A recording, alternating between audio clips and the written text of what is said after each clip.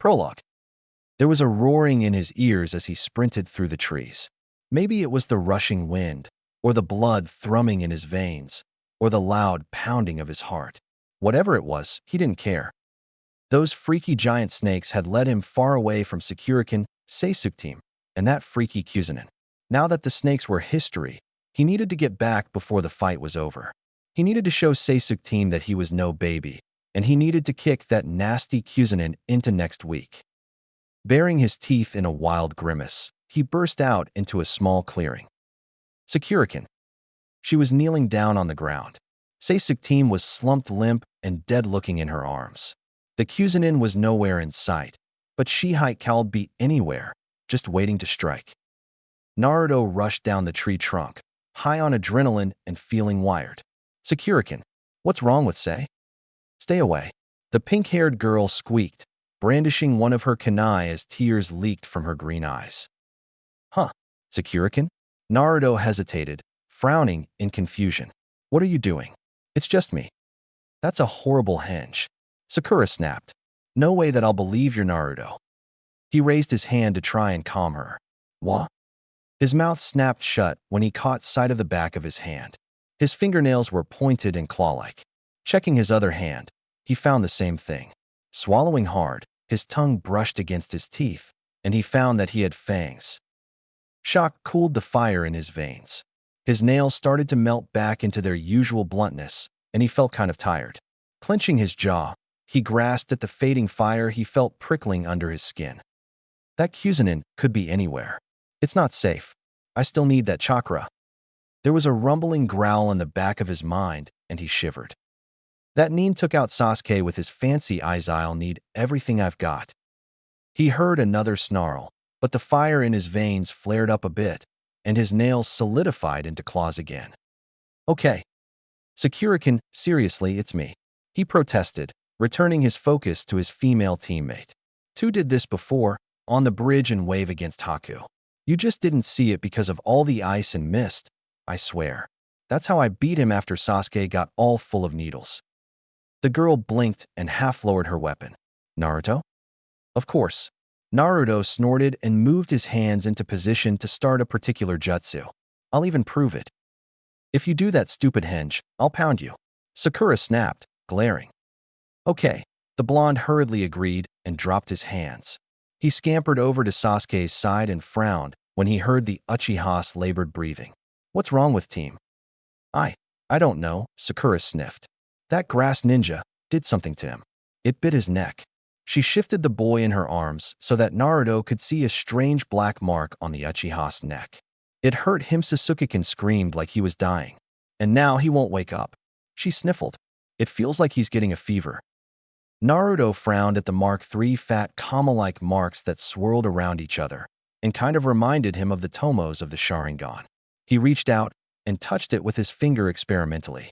It felt cold and slimy and prickly and all kinds of bad news. A hissing growl between his ears reinforced his conclusion that the freaky hickey was evil. What is it? I have no idea. Sakura snapped. Well, you're the smartest one next to Seisuke team. Naruto shrugged helplessly. The pink-haired genin swallowed hard. It's something advanced, whatever it is. Some kind of seal, maybe? Naruto squinted at the mark. A seal? Seals were tricky, complicated things. They were markings made up of formulas of symbols that were merged together through the careful introduction of chakra.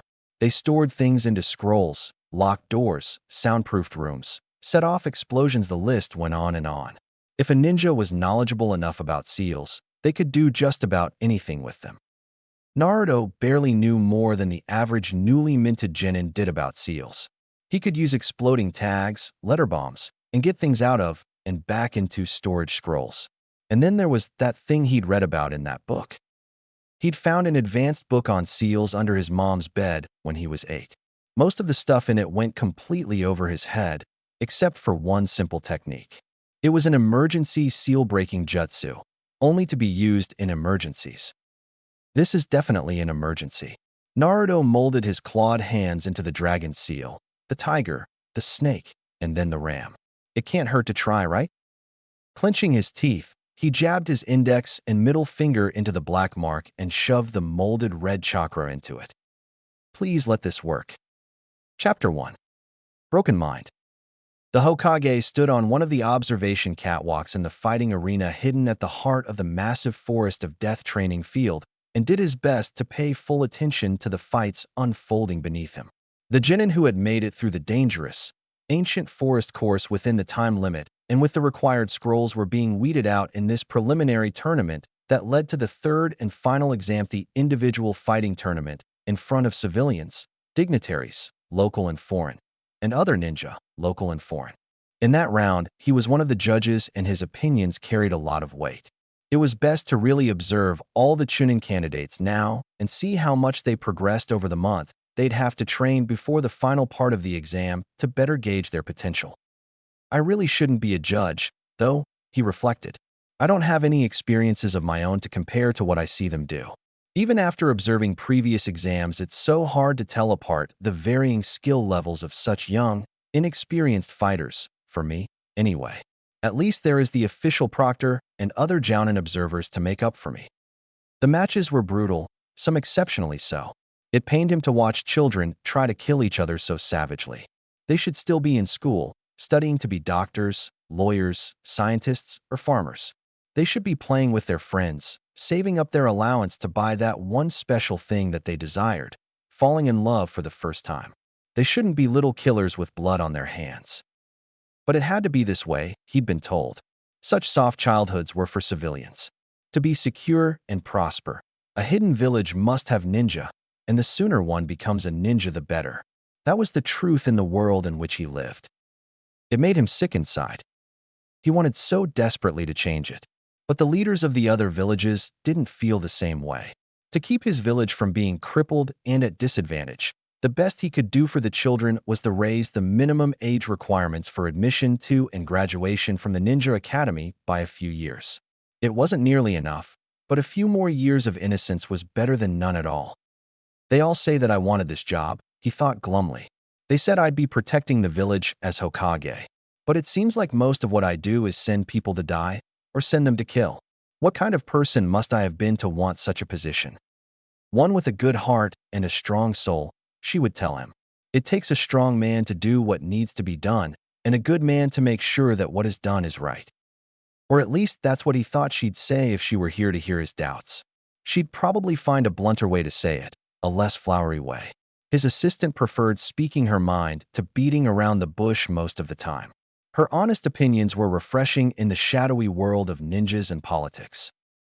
But for all her honesty and loyalty, there were always doubts. Danzu, an ANBU veteran and a leader of part of that shadowy organization, openly despised the Hokage's assistant. The crippled man warned the Hokage that she could abuse the prestige and trust granted by her position in his administration. She could manipulate him into pursuing her personal agenda and decide things in her favor. She could even seduce him and further her influence over him. The woman was a foreigner and former foreign ninja, and Danzo wouldn't put anything past her. His assistant, however, didn't seem the type to do any of the things that Danzo liked to insinuate. She never flaunted her position. She never sought favors. She disdained politics in general, and she'd certainly never made any attempt to seduce him. Although if she would seduce him, he wouldn't. Bad thoughts. He swallowed hard and mentally kicked himself. I can't think that way about her. I'm her boss. And besides, she has a son. Speaking of her son, the boy was being pitted against an Inuzuka boy and his puppy. He struggled not to smile as the blonde genin marched down the stairs to the arena floor, eager to face down his feral-looking opponent. It was even harder to keep from smiling as he recalled the story behind the boy's current outfit. While shopping, the boy had fallen in love with what had later been described to him as an orange Immovahira Pleestab outfit.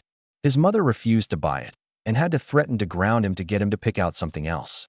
The boy had sulkily settled on mostly black attire with orange sleeves and had pouted for the rest of the day. I'm not big on fashion and I'm all for self-expression, she'd snorted as she'd gone to get him some coffee. But really, I'm starting to think that he was born without common sense. The corner of his mouth twitched as the two boys did a little trash-talking before they got around to exchanging blows. He shouldn't have any favorites in this exam. But he couldn't help hoping that his assistant's son did well. He'd known the boy ever since he was barely more than a toddler, and he adored the rascally brat. I wouldn't mind having a kid like him. The Hokage shifted on his catwalk perch and watched intently as the preliminary match commenced. Well, Uzumaki Naruto, let's see what you can do. So you'll give these to Hokage-sama? Of course, she smiled at the bright-eyed young blonde woman and accepted the paper bag filled with fresh, homemade cookies. Thank you. The woman smiled and scampered away. He'll get your cookies, if there are any left by the time he returns from the Forest of Death. Rolling her eyes, she pocketed the note that came with the cookies and carried the bag to the Jounin lounge where she abandoned it to whoever had a hungry sweet tooth. I don't see why they keep trying. She mentally snorted and went about the tower, collecting various bits of paperwork to dump on the Hokage's desk. Baked goods, flowers, and love letters don't work. If they had, he would be married with a pack of kids by now. Thank God I was never so hopeless. Irritating female fans were one of the hazards when a young, handsome bachelor was made Hokage, she supposed. At least she'd figured out a handy way of disposing of their unwanted tokens of affection. Hokage-sama never seemed to know what to do with the gifts his admirers gave him, so she distributed the food throughout the tower for any ninja to nibble on, used the flowers to decorate her own house, filed the letters and cards away in a file cabinet should anyone ever want to look at the things, and took whatever else was left over to pawn shops or donated it to charity. Kushina-san, Kushina-san. She cringed and peered over her shoulder to find her fears confirmed. Yeah, Ebisu? May I assist you? The shade-wearing ninja asked hopefully. She glanced down at the stack of file folders, scrolls, and miscellaneous papers that she was barely keeping a grip of, and sighed. Okay. The special Jounin cheerfully accepted most of the load from her arms and followed her down the hall to the Hokage's office. While Kushina appreciated the help, she rather wished that some other ninja had offered her aid, preferably one who wasn't part of her thankfully small but irritatingly persistent fan club like Ebisu was. I must say, Kushina-san, you're looking exceptionally lovely today, Ebisu grinned, peering over the top of his round shades. That's nice. She grunted and yanked the office door open. If you could put all of that there, she gestured towards the Hokage's desk aisle, get it set up for Hokage-sama's perusal. The second phase of the Chunin exams is due to complete soon, the special Jounin remarked as he deposited the load of paperwork where she had pointed. In the interim between the second and third phases of the exam, would you care to join me for lunch? I have heard of a new cafe opening, and I would like to gain your opinion. I'm busy, Ebisu, Kushina muttered and started sorting things into piles. And besides, as I've told you before, Naruto is my screener. If he doesn't like you, I won't even consider dating you. She flashed her pestitite smile. And Naruto doesn't think too much of you. Ebisu looked like he'd bitten into an especially sour lemon. Every man who tried to weasel a date out of her was driven away or kept at bay at the mention of her son. No matter how attractive and intriguing they found her, when they were reminded that getting involved with her meant associating with the demon brat, they tended to back off really quick. The very fact that she was the mother of the Bakemono probably turned off 90% of the men who might otherwise be interested in getting to know her better. I never thought Naruto's pariah status would ever be useful. She rather angrily tapped a bunch of forms that needed stamping to arrange them in a severely neat stack. Of course, if I had it my way, no one who didn't need to know about the demon would know about it. But things weren't her way. As it was, she considered it a miracle that she'd kept custody of her son and prevented him from being forged into a weapon for the village. It was hard, but she did her best to look at the bright side of things. If she didn't, despair would have destroyed her long ago before she'd even had the chance to be a ninja of the leaf, probably. One day you'll show them, Naruto. She thought fiercely. One day they'll see you for who you are, not what they think you are. And with these Chunin exams, maybe one day will be soon. The boy's low opinion of me probably stems from the fact that I am a teacher, and according to his poor grades, he has no love for teachers or education, Ebisu sniffed. Speaking of teaching, don't you have Konohamaru and his little gang to be tutoring? Kushina asked. Currently, they are still in class at the academy, the special Jounin informed her. Are you certain you don't wish to join me at that cafe I mentioned? We both have time. I'm busy, She muttered and brushed past him out of the office. "Excuse me." She stormed her way up through the tower until she reached the platform-like roof. Leaning against one of the curved pillars which gave the tower the appearance of wearing a claw-like crown, she stared out in the general direction of Training Field 44, the dreaded Forest of Death. Judging by how long it was taking the Hokage to return, they were holding preliminary matches in the small, hidden arena building there. Normally, she would watch the preliminary matches, if there were any, with the Hokage when the exam was held in Konoha. But Naruto was competing in this exam, and there was no way she would risk hurting his chances for advancement by tainting the Hokage's opinion. And if he made it to the final round, she would sit in the stands with everyone else, instead of up by the Hokage's seat of honor. "I wish I knew how things were going, though," she pouted. "No one leaves the Forest of Death until the preliminaries are over. Unless, of course, they need dire medical attention." But she would know if that had happened to Naruto. Not that it would. Fox Demon healing machine aside, Naruto was an Uzumaki, and that made him tough. If anyone came out of the Forest of Death for medical reasons, it would be that girly wimp of a kunoichi that he'd been teamed with. If only Naruto would stop chasing her. She's obviously into little Sasuke, and smacks Naruto at the drop of a hat. She shook her head and scowled at the wind blew all the loose strands of red hair that had escaped her braid into her face. "Really, I don't see what's so appealing about her. She's smart and has good control, but her ninja skills are mediocre at best, and her stamina is pathetic. Deadweight with brains is still deadweight." After meeting her son's teammates once they'd been accepted by their sensei, she'd immediately found the pink-haired fangirl to be the weak link. She'd offered to tutor the girl, but been turned down. The silly girl was worried that by accepting the tutoring offer, she would somehow be offending her primary sensei or something. "Offend Kakashi?" She snorted. "The slacker would love it if I whipped her into shape for him. Perhaps now that she's gotten a good taste of the real ninja world, she'll reconsider." The cry of a soaring hawk momentarily distracted her. She watched as the bird of prey lazily circled high over the village. Seeing how it wasn't in any hurry to go anywhere, she concluded that it was just a wild bird and not bearing some important message. She eyed it wistfully for a minute, before turning her gaze down to the sea of roofs below. It was funny how life turned out sometimes, she reflected. As a child, all she dreamed of was being a top kunoichi. Playing house and wearing dresses were for little sissy girls. Boys were for punching, not kissing. Babies were disgusting and annoying. Reading was only for when you were sick or injured and unable to do anything really productive. And who needed to know how to cook when there was instant cup ramen and takeout? Yet here she was, grown and a retired kunoichi. She'd kissed a boy and done a great deal more with him. She'd had a baby and raised him up to genin. As the Hokage's assistant, she spent a great deal of time reading, writing, and researching when she wasn't fetching coffee or fast food. And horror beyond horror, she'd learned how to cook. If the young me were to meet the current me, she'd be so angry and embarrassed. Kushina smiled humorlessly and futilely, tried to keep the loose strands of hair out of her eyes. "But I wouldn't change anything." "Well, okay, maybe a few things, but not Naruto." If she could have her way, the Kyuubi wouldn't exist, or at least pick some other target to try and raise.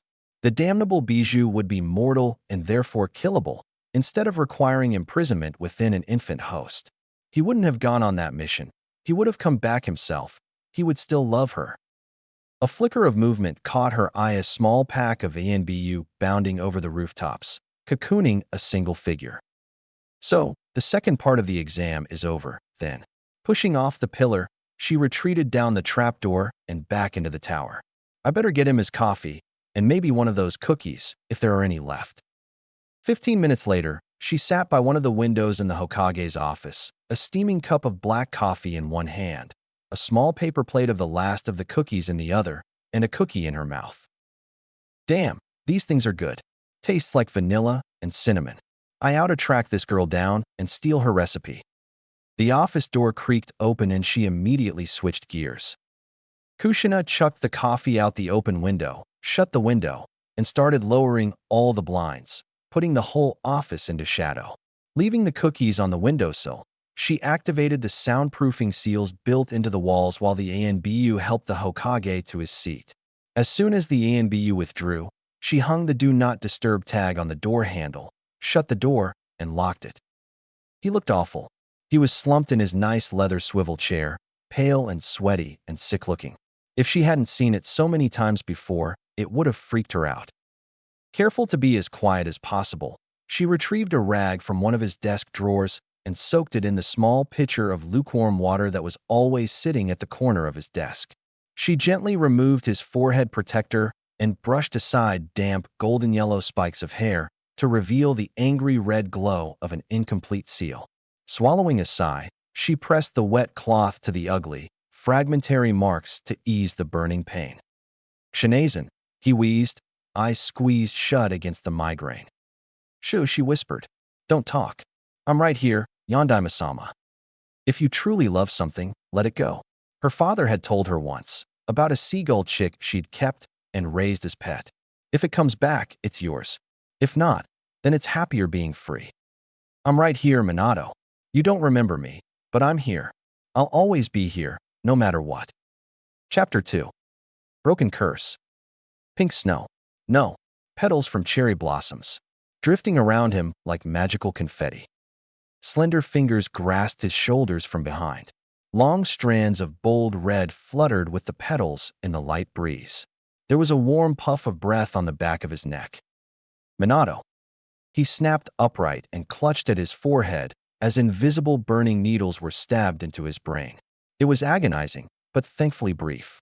When it ceased, he opened his eyes and found himself in his bedroom. I must have been dreaming about a memory, he guessed glumly. It was impossible to tell whether he was correct in his guess or not. The painful jolt to wakefulness had erased whatever he'd been dreaming about. It happened almost every morning and was a very irritating way to wake up. Scrubbing a hand over his face, he dragged himself out of bed and went about his morning routine. A nice hot shower washed away the lingering fuzz of sleep and helped ease the residual throbbing of his head.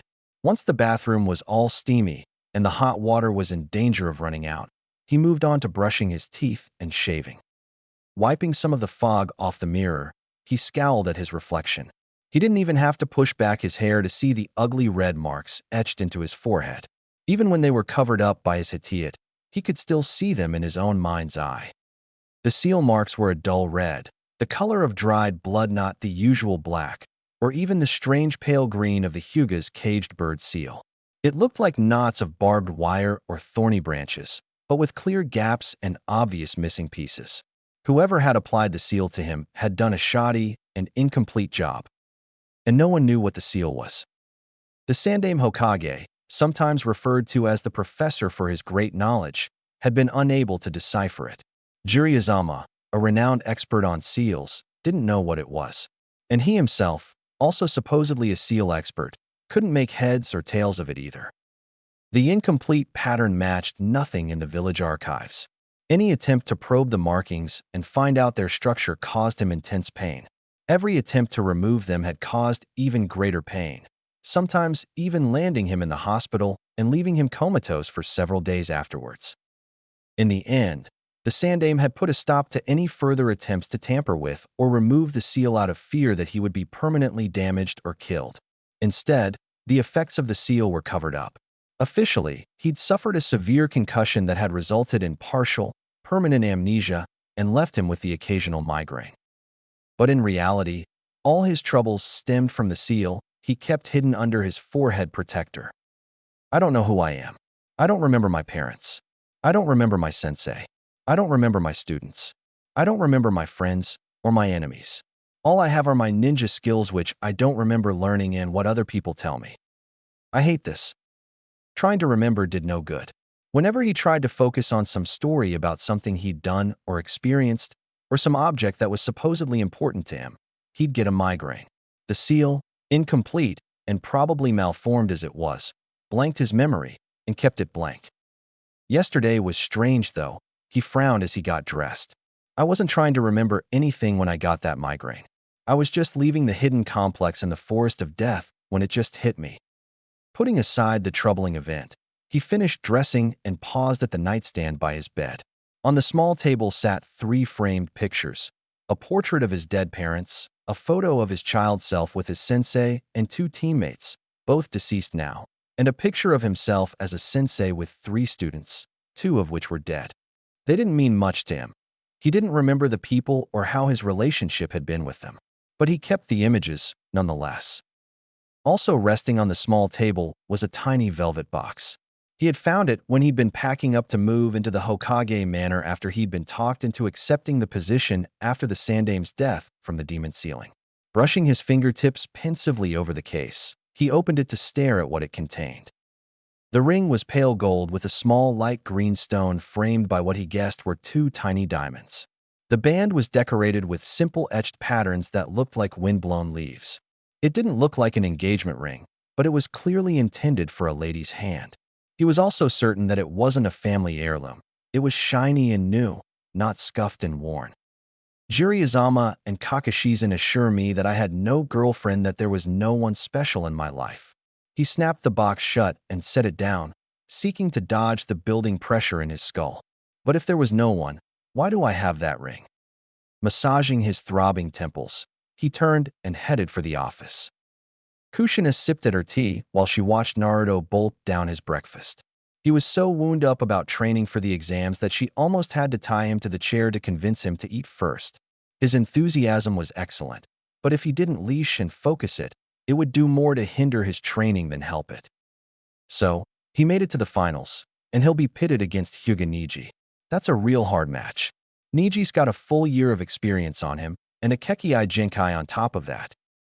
But Naruto had a good reason to beat that kid. He'd told her all about the slaughter match between the 2 Hyuga, and how cruel Neji had been to his cousin. If she'd been there as she usually was, they would have had to hold her back from throttling the stuck-up brat herself.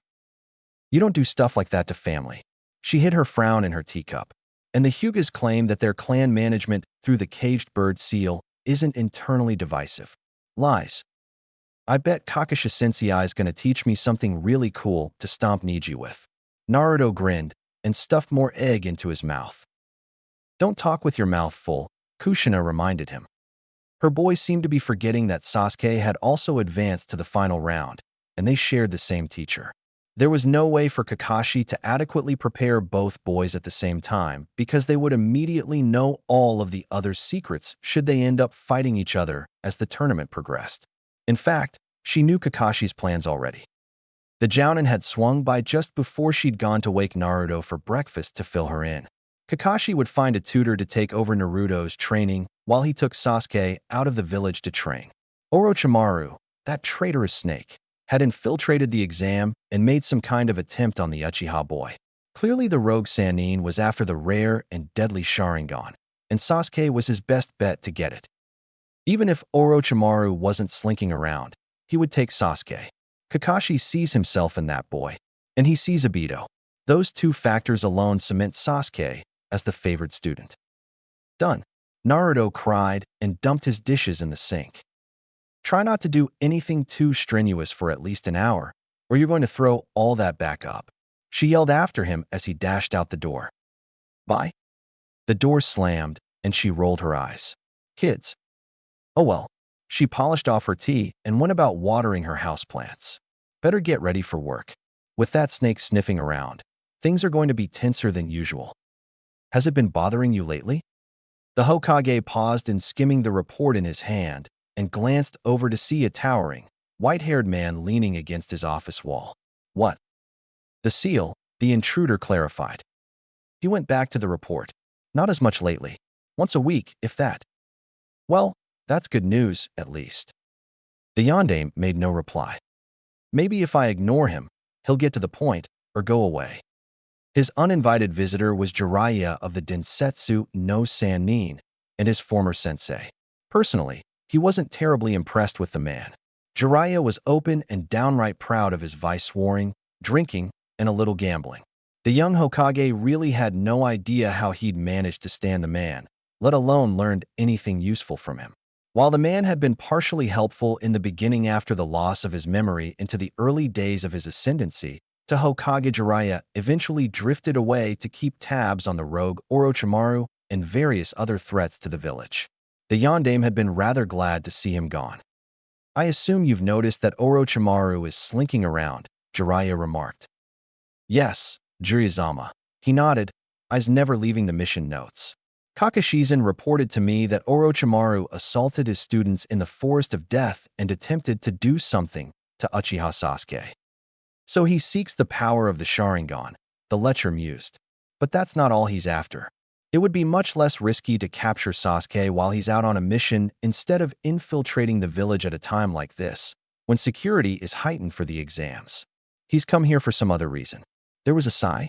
Mark my words, there will be trouble this exam. Great, the Hokage muttered, slumping into his seat. Just what I need. Well, I'll be around. When the Hokage glanced up, he was alone again. Good riddance. The Sannin always made him feel uncomfortable.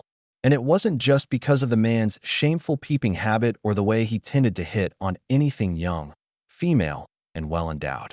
The other reason was that Jiraiya really seemed genuinely upset that his sole surviving student no longer remembered him or liked him. This seal, he frowned and sorted through the business on his desk. It doesn't just hurt me. It hurts everyone who knew me and cared for me. He thought back to the ring and sighed. Naruto anxiously hopped from one foot to the other as he waited for his chronically tardy sensei to show up. He stood by the little bridge team 7's little meeting spot. Sakura wasn't there, as she had failed to go on to the final round, and Sasuke wasn't around for some reason. But Kakashi Sensei said to meet here to start my training for the finals, he thought fiercely. He'd better not be super late like he usually is. I need every second of training so that I can beat Neji down. I got a promise to keep after all. Just thinking about the terrible beating Hinata had taken and Neji's cruel words, and all that blood, it really fired him up. Yes. Naruto flinched and looked around frantically. Who said that? Hearing nothing else and seeing nothing, he decided that it was his imagination and went back to impatiently waiting. Come on, come on, come on. Arg. Damn you, Kakashi Sensei. Yo. Naruto immediately locked on to his silver-haired sensei and jabbed an accusing finger. You're late. I only told you to wait for me at the usual place, Kakashi cheerfully told him. I never gave you an exact time. It's almost noon. Naruto screeched. I don't have time to be wasting waiting for you. Now here's your tutor. My. Naruto broke off in confusion and turned to see the other ninja standing beside his sensei. Him. It was Ebisu, the closet pervert, Konohamaru's tutor, his mother's stalker. You're ditching me with him. Naruto, Ebisu is an excellent teacher, Kakashi lightly chided. Teaching is his personal specialty. He'll definitely be able to help you out. Can't you find someone else if you're not going to teach me? Naruto whined. No time, I need to go pick up Sasuke. Kakashi waved cheerfully. Bye. And then he vanished in a puff of smoke. It really wasn't fair. Kakashi Sensei was an awesome ninja with a Sharingan eye and 1,000 jutsu at his disposal. And Ebisu was just nowhere near as cool. And an annoying jerk who was hot on his mom, too. Naruto scowled at the shade-wearing special jounin. You're just doing this to score points with my mom, aren't you? The closet pervert straightened his glasses and cleared his throat. Come along now, we have a lot of work to do. The Jinnin sighed and slunk after his tutor. This sucks. Uchiha Sasuke mechanically ate his breakfast and studiously ignored the empty spaces at the table. He also avoided looking at his mother's cheerful face. He didn't understand why she did her best to pretend that nothing was wrong while in truth everything was wrong. Nearly 5 years ago, Itakehi's older brother, the youngest ever ANBU captain, pride and joy of the whole Uchiha clan, the greatest hope for the future, had snapped and gone on a killing spree. His Aniki had killed their father, every Uchiha who had awakened the Sharingan, every active Uchiha ninja, and most of the adult males within the Uchiha district. He left only their mother, the women, the elderly, and children around Sasuke's age and younger alive. And then Itachi vanished from Konoha without a trace. The mighty Uchiha clan was now reduced to barely a quarter of its former size.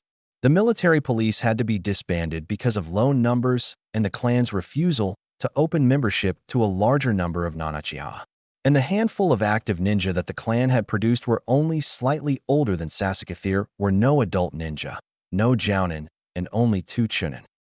Sasuke set his used dishes in the sink and retreated to collect his things. Kakashi had told him to pack for a month. Apparently, they would be leaving the village to train for the final phase of the Chunin exams. It's because of that strange Orochimaru, Sakura said he called himself. When Kakashi heard about what happened in the Forest of Death, he got worried. Why else would he go so far as to take me outside of Konoha to teach me? He paused in his packing to rub at the side of his neck. I suppose it's a good thing that the dobe managed to destroy that mark that Sakura said that the freak bit into my neck. Kakashi looked way too relieved when he just found irritated skin when he checked. Whatever that mark was, it was bad. It really irked him that it was Naruto that he had to be thankful to. The class clown and all-around screw-up kept surprising him, and he was getting tired of it. First, it had been somehow achieving Genin when he'd bombed the exam 3 times in a row. Then it had been whipping out a couple of advanced jutsus that no Genin should know when the kid couldn't seem to get the basics down. And then there had been the mission to Wave where he not only knew how to climb trees with chakra, and had mercilessly taunted Sasuke about it until the Uchiha had mastered the skill, but he'd taken down Haku after Sasuke had gotten himself knocked out and turned into a human pincushion. And now he knows some obscure jutsu for breaking weird seals. Sasuke shook his head and pulled his pack over his shoulders. Nothing about that dope makes any sense. If Naruto already knew a chakra control exercise like tree walking, why couldn't he manage to do a proper Bunshin no jutsu in class? And then how could he go on to master the Kage Bunshin no jutsu, a Jounin level technique, when he still couldn't pull off a decent, plain old Bunshin? How could he not only survive Haku, but defeat him? If that dope manages to survive in the tournament long enough to fight me, I'll find out, he thought as he distractedly said farewell to his mother.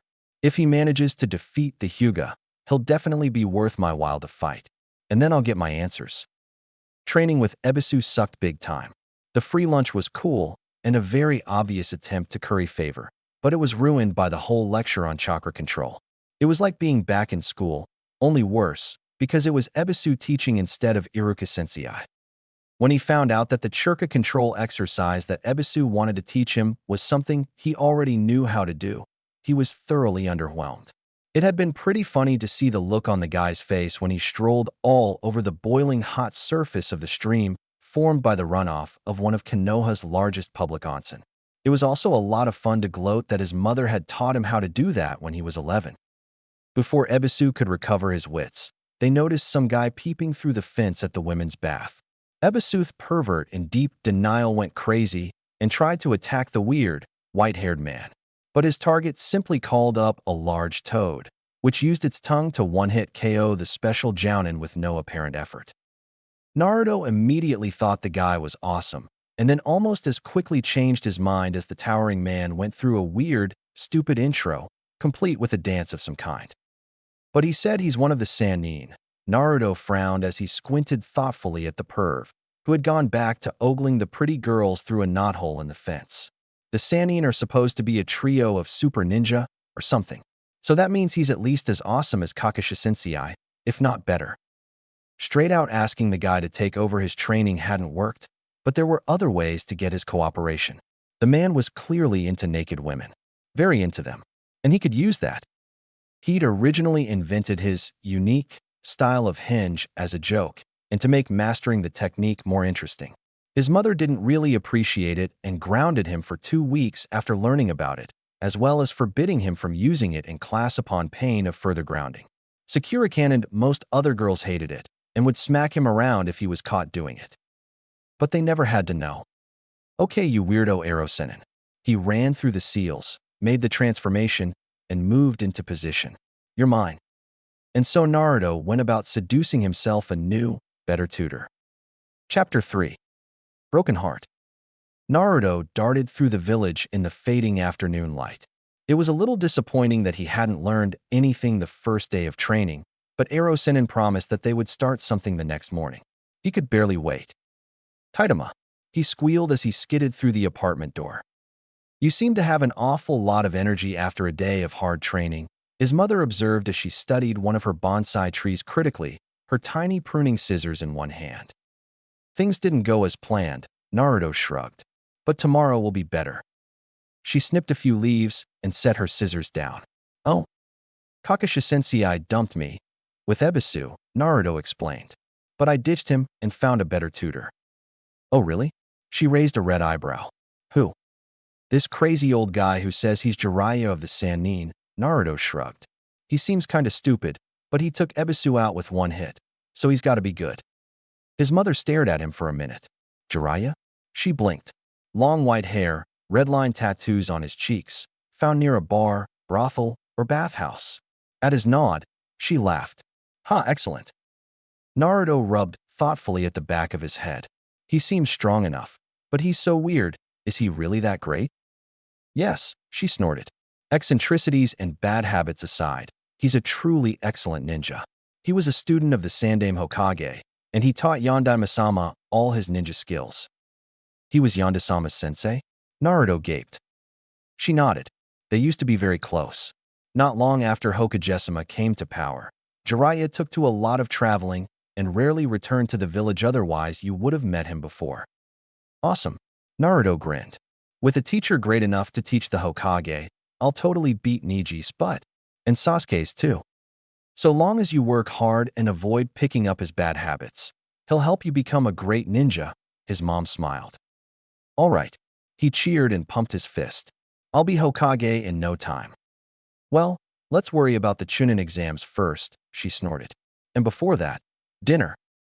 When Naruto mentioned Jiraiya, Kushina braced herself for a visit from the self-proclaimed super pervert. Thankfully, he did not appear before, during, or after dinner. He was considerate enough to wait until Naruto was in bed before coming in through the window she'd left open for him. Or maybe his timing was a fortunate bit of chance. She really didn't want Naruto around or conscious for the inevitable talk.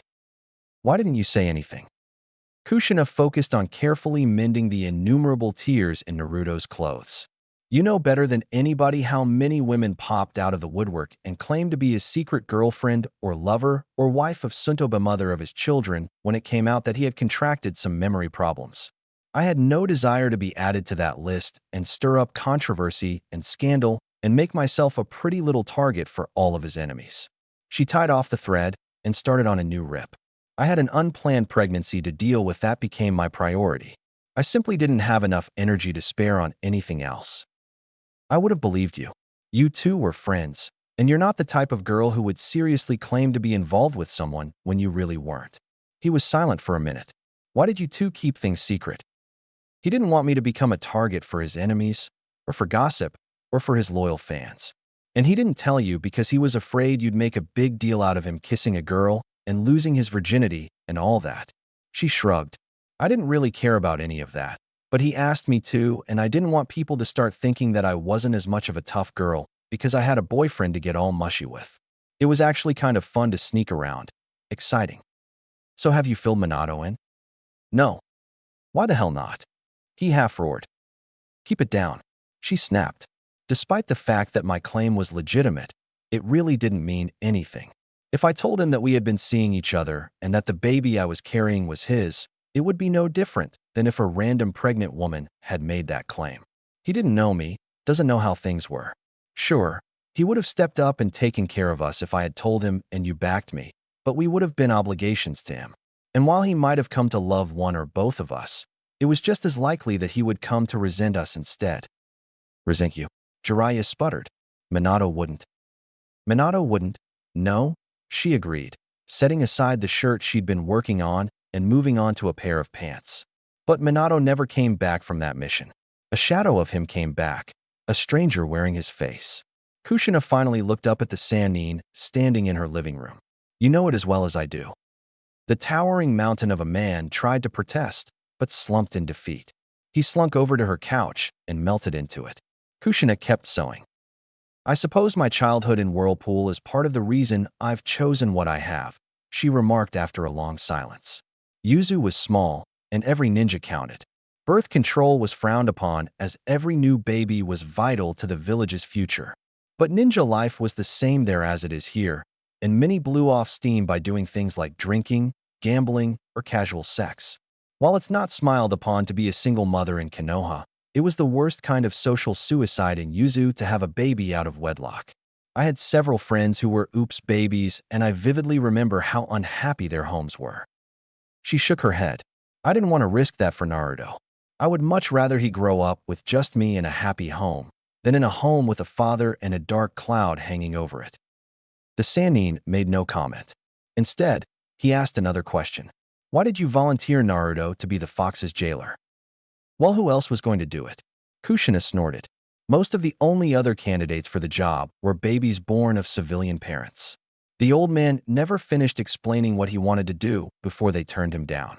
And the few ninjas selfishly told him to find some other baby. None of them had any faith in the Sandame's brains or the future Yandame's seals. I did, and I had faith that Naruto could handle it. He's an Uzumaki, and my son, and Minato's son is all kinds of tough. She finished her sewing and packed up her needles and thread. The situation was desperate and extreme measures were necessary. I'd already lost my birth home to IWA. I wasn't about to lose home number 2 to a giant, smelly fox. And without a home, what sort of future would there be for my son? Jiraiya nodded in agreement, but he didn't look happy. She wasn't happy either for a whole mountain of different reasons. But that was life, and life wasn't fair, and it wasn't going to get the better of her either. I don't suppose that there's any way that I can convince you to enlighten Minato on Naruto's paternity? The white-haired man sighed. No, she smiled with a bit of forced cheer. And I would very much appreciate it if you joined Kakashi in keeping your mouth shut about it. Kakashi knows too? Yeah, she nodded and settled back in her chair. He confronted me about it after encountering a 2-year-old Naruto. He was most curious to know why my son looked even more like the Hokage than he did as a newborn. Has Minato ever asked about Naruto's parentage or why the kid looks so much like him? Jiraiya asked. Has he even seen Naruto much since the sealing? He sees Naruto all the time. Naruto's a Genin now, so he sees the Hokage for missions, and I work as the Hokage's assistant, so he hung around the office all the time before making Genin. As for Yondaime-sama asking about Naruto's origins, she frowned and shook her head.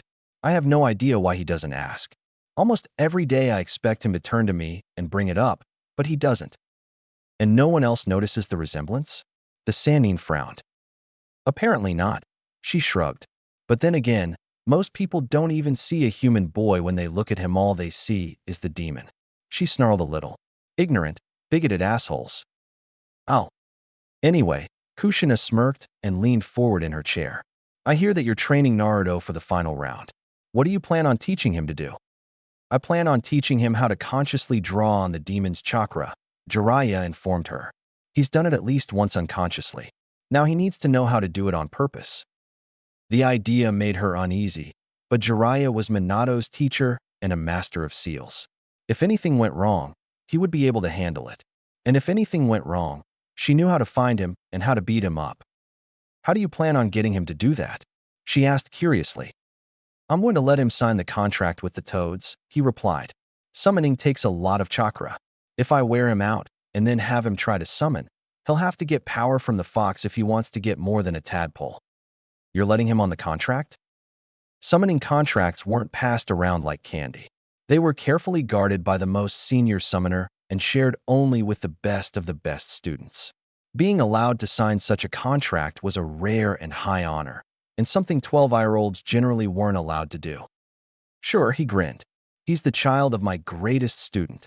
He'll do fine. All right, she sighed. Just be careful. Minato told me about the first time he managed to summon Gamabunta. It sounded pretty crazy. No worries, the Sannin chuckled. Seemingly rejuvenated after all the depressing talk, he hopped up from the couch and started for the open window to make his exit. With his foot on the sill, he hesitated. Tell me, where did you get the brat's name from? Pregnant women can't really do anything, so I spent most of my time reading stuff. Kushina shrugged. So I ended up reading that first book you wrote, the good one that isn't dripping with sex. That's where I got the name. Jiraiya looked dumbfounded. Really? Yeah. Her eyes drifted to the blue-carpeted floor. I just thought, after reading it, that if Minato was himself, he'd want to steal that name since the story was so good and the character so realistic and admirable, and since you wrote the book to begin with. He would if he was himself. Kushina looked up and found that Jiraiya had departed and left the window open. Rolling her eyes, she shut the window and gathered up the clothes that she'd finished fixing. Careful not to wake him, she carried the small pile of clothes into Naruto's room and put them in their proper drawers. Before she left, She took a moment to watch him peacefully sleep in the dim light that seeped in through his cracked door. Sleep well, baby. Tomorrow you learn to summon toads like your father. And hopefully you'll take your first step in taming that mean old fox, too. The yondaime was unpleasantly surprised to find Jiraiya in his bedroom when he got out of the shower. The Sannin was casually strolling around the room, glancing around with mild curiosity. The Hokage dropped the hand towel he'd been rubbing at his freshly shaved face with over the velvet ring box that he'd left out on the nightstand before confronting the intruder. "Can I help you?" "Nice room, but not much personality to it," Jiraiya remarked. "This is an official, historical residence," the yondaime frowned. "It's not my house. I don't feel comfortable altering it." "You should get a girlfriend. Women have a knack for decorating a house and making it feel homey." The young Hokage felt distinctly uncomfortable and did his best not to think of his assistant. "I don't have time to date," he replied stiffly, "especially not now with the exams going on." "Hmm." The white-haired Sannin leaned against one of the bed posts and eyed him speculatively. "I heard that you found yourself a permanent, female assistant." "I'm not going to date her," the blonde nearly growled.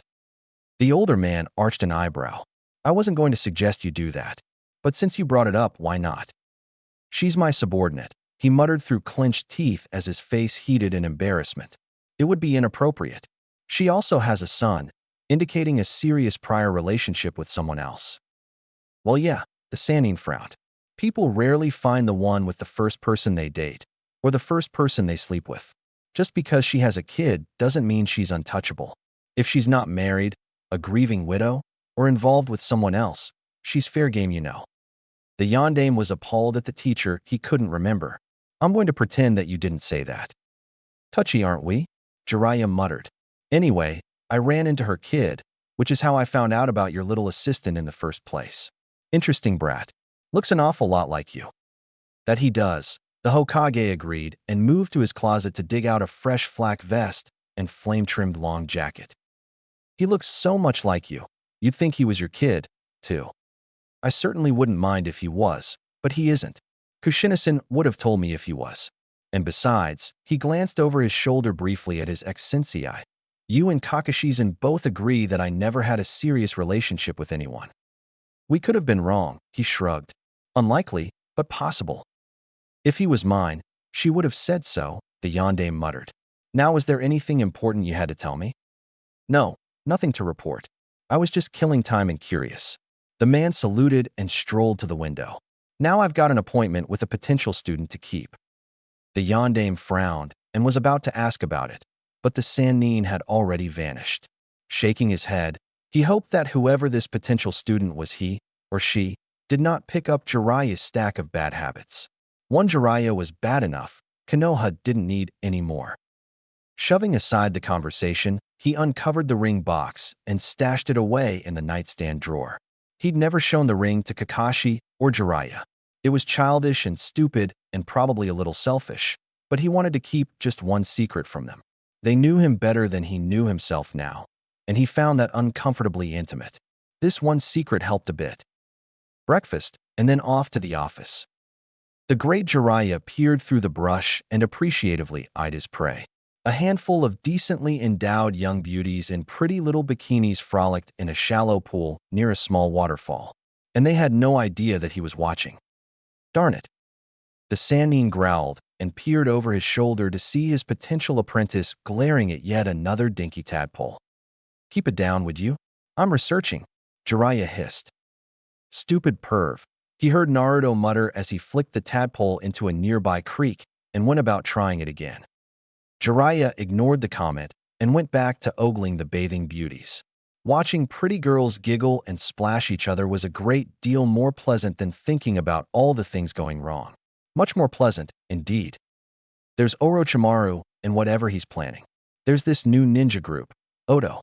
There's the usual worries of the exams. And there are two stubborn idiots that I want to smack some real sense into." Kushina refused to risk her heart and fight for her man, choosing instead to let his ignorance rule their relationship.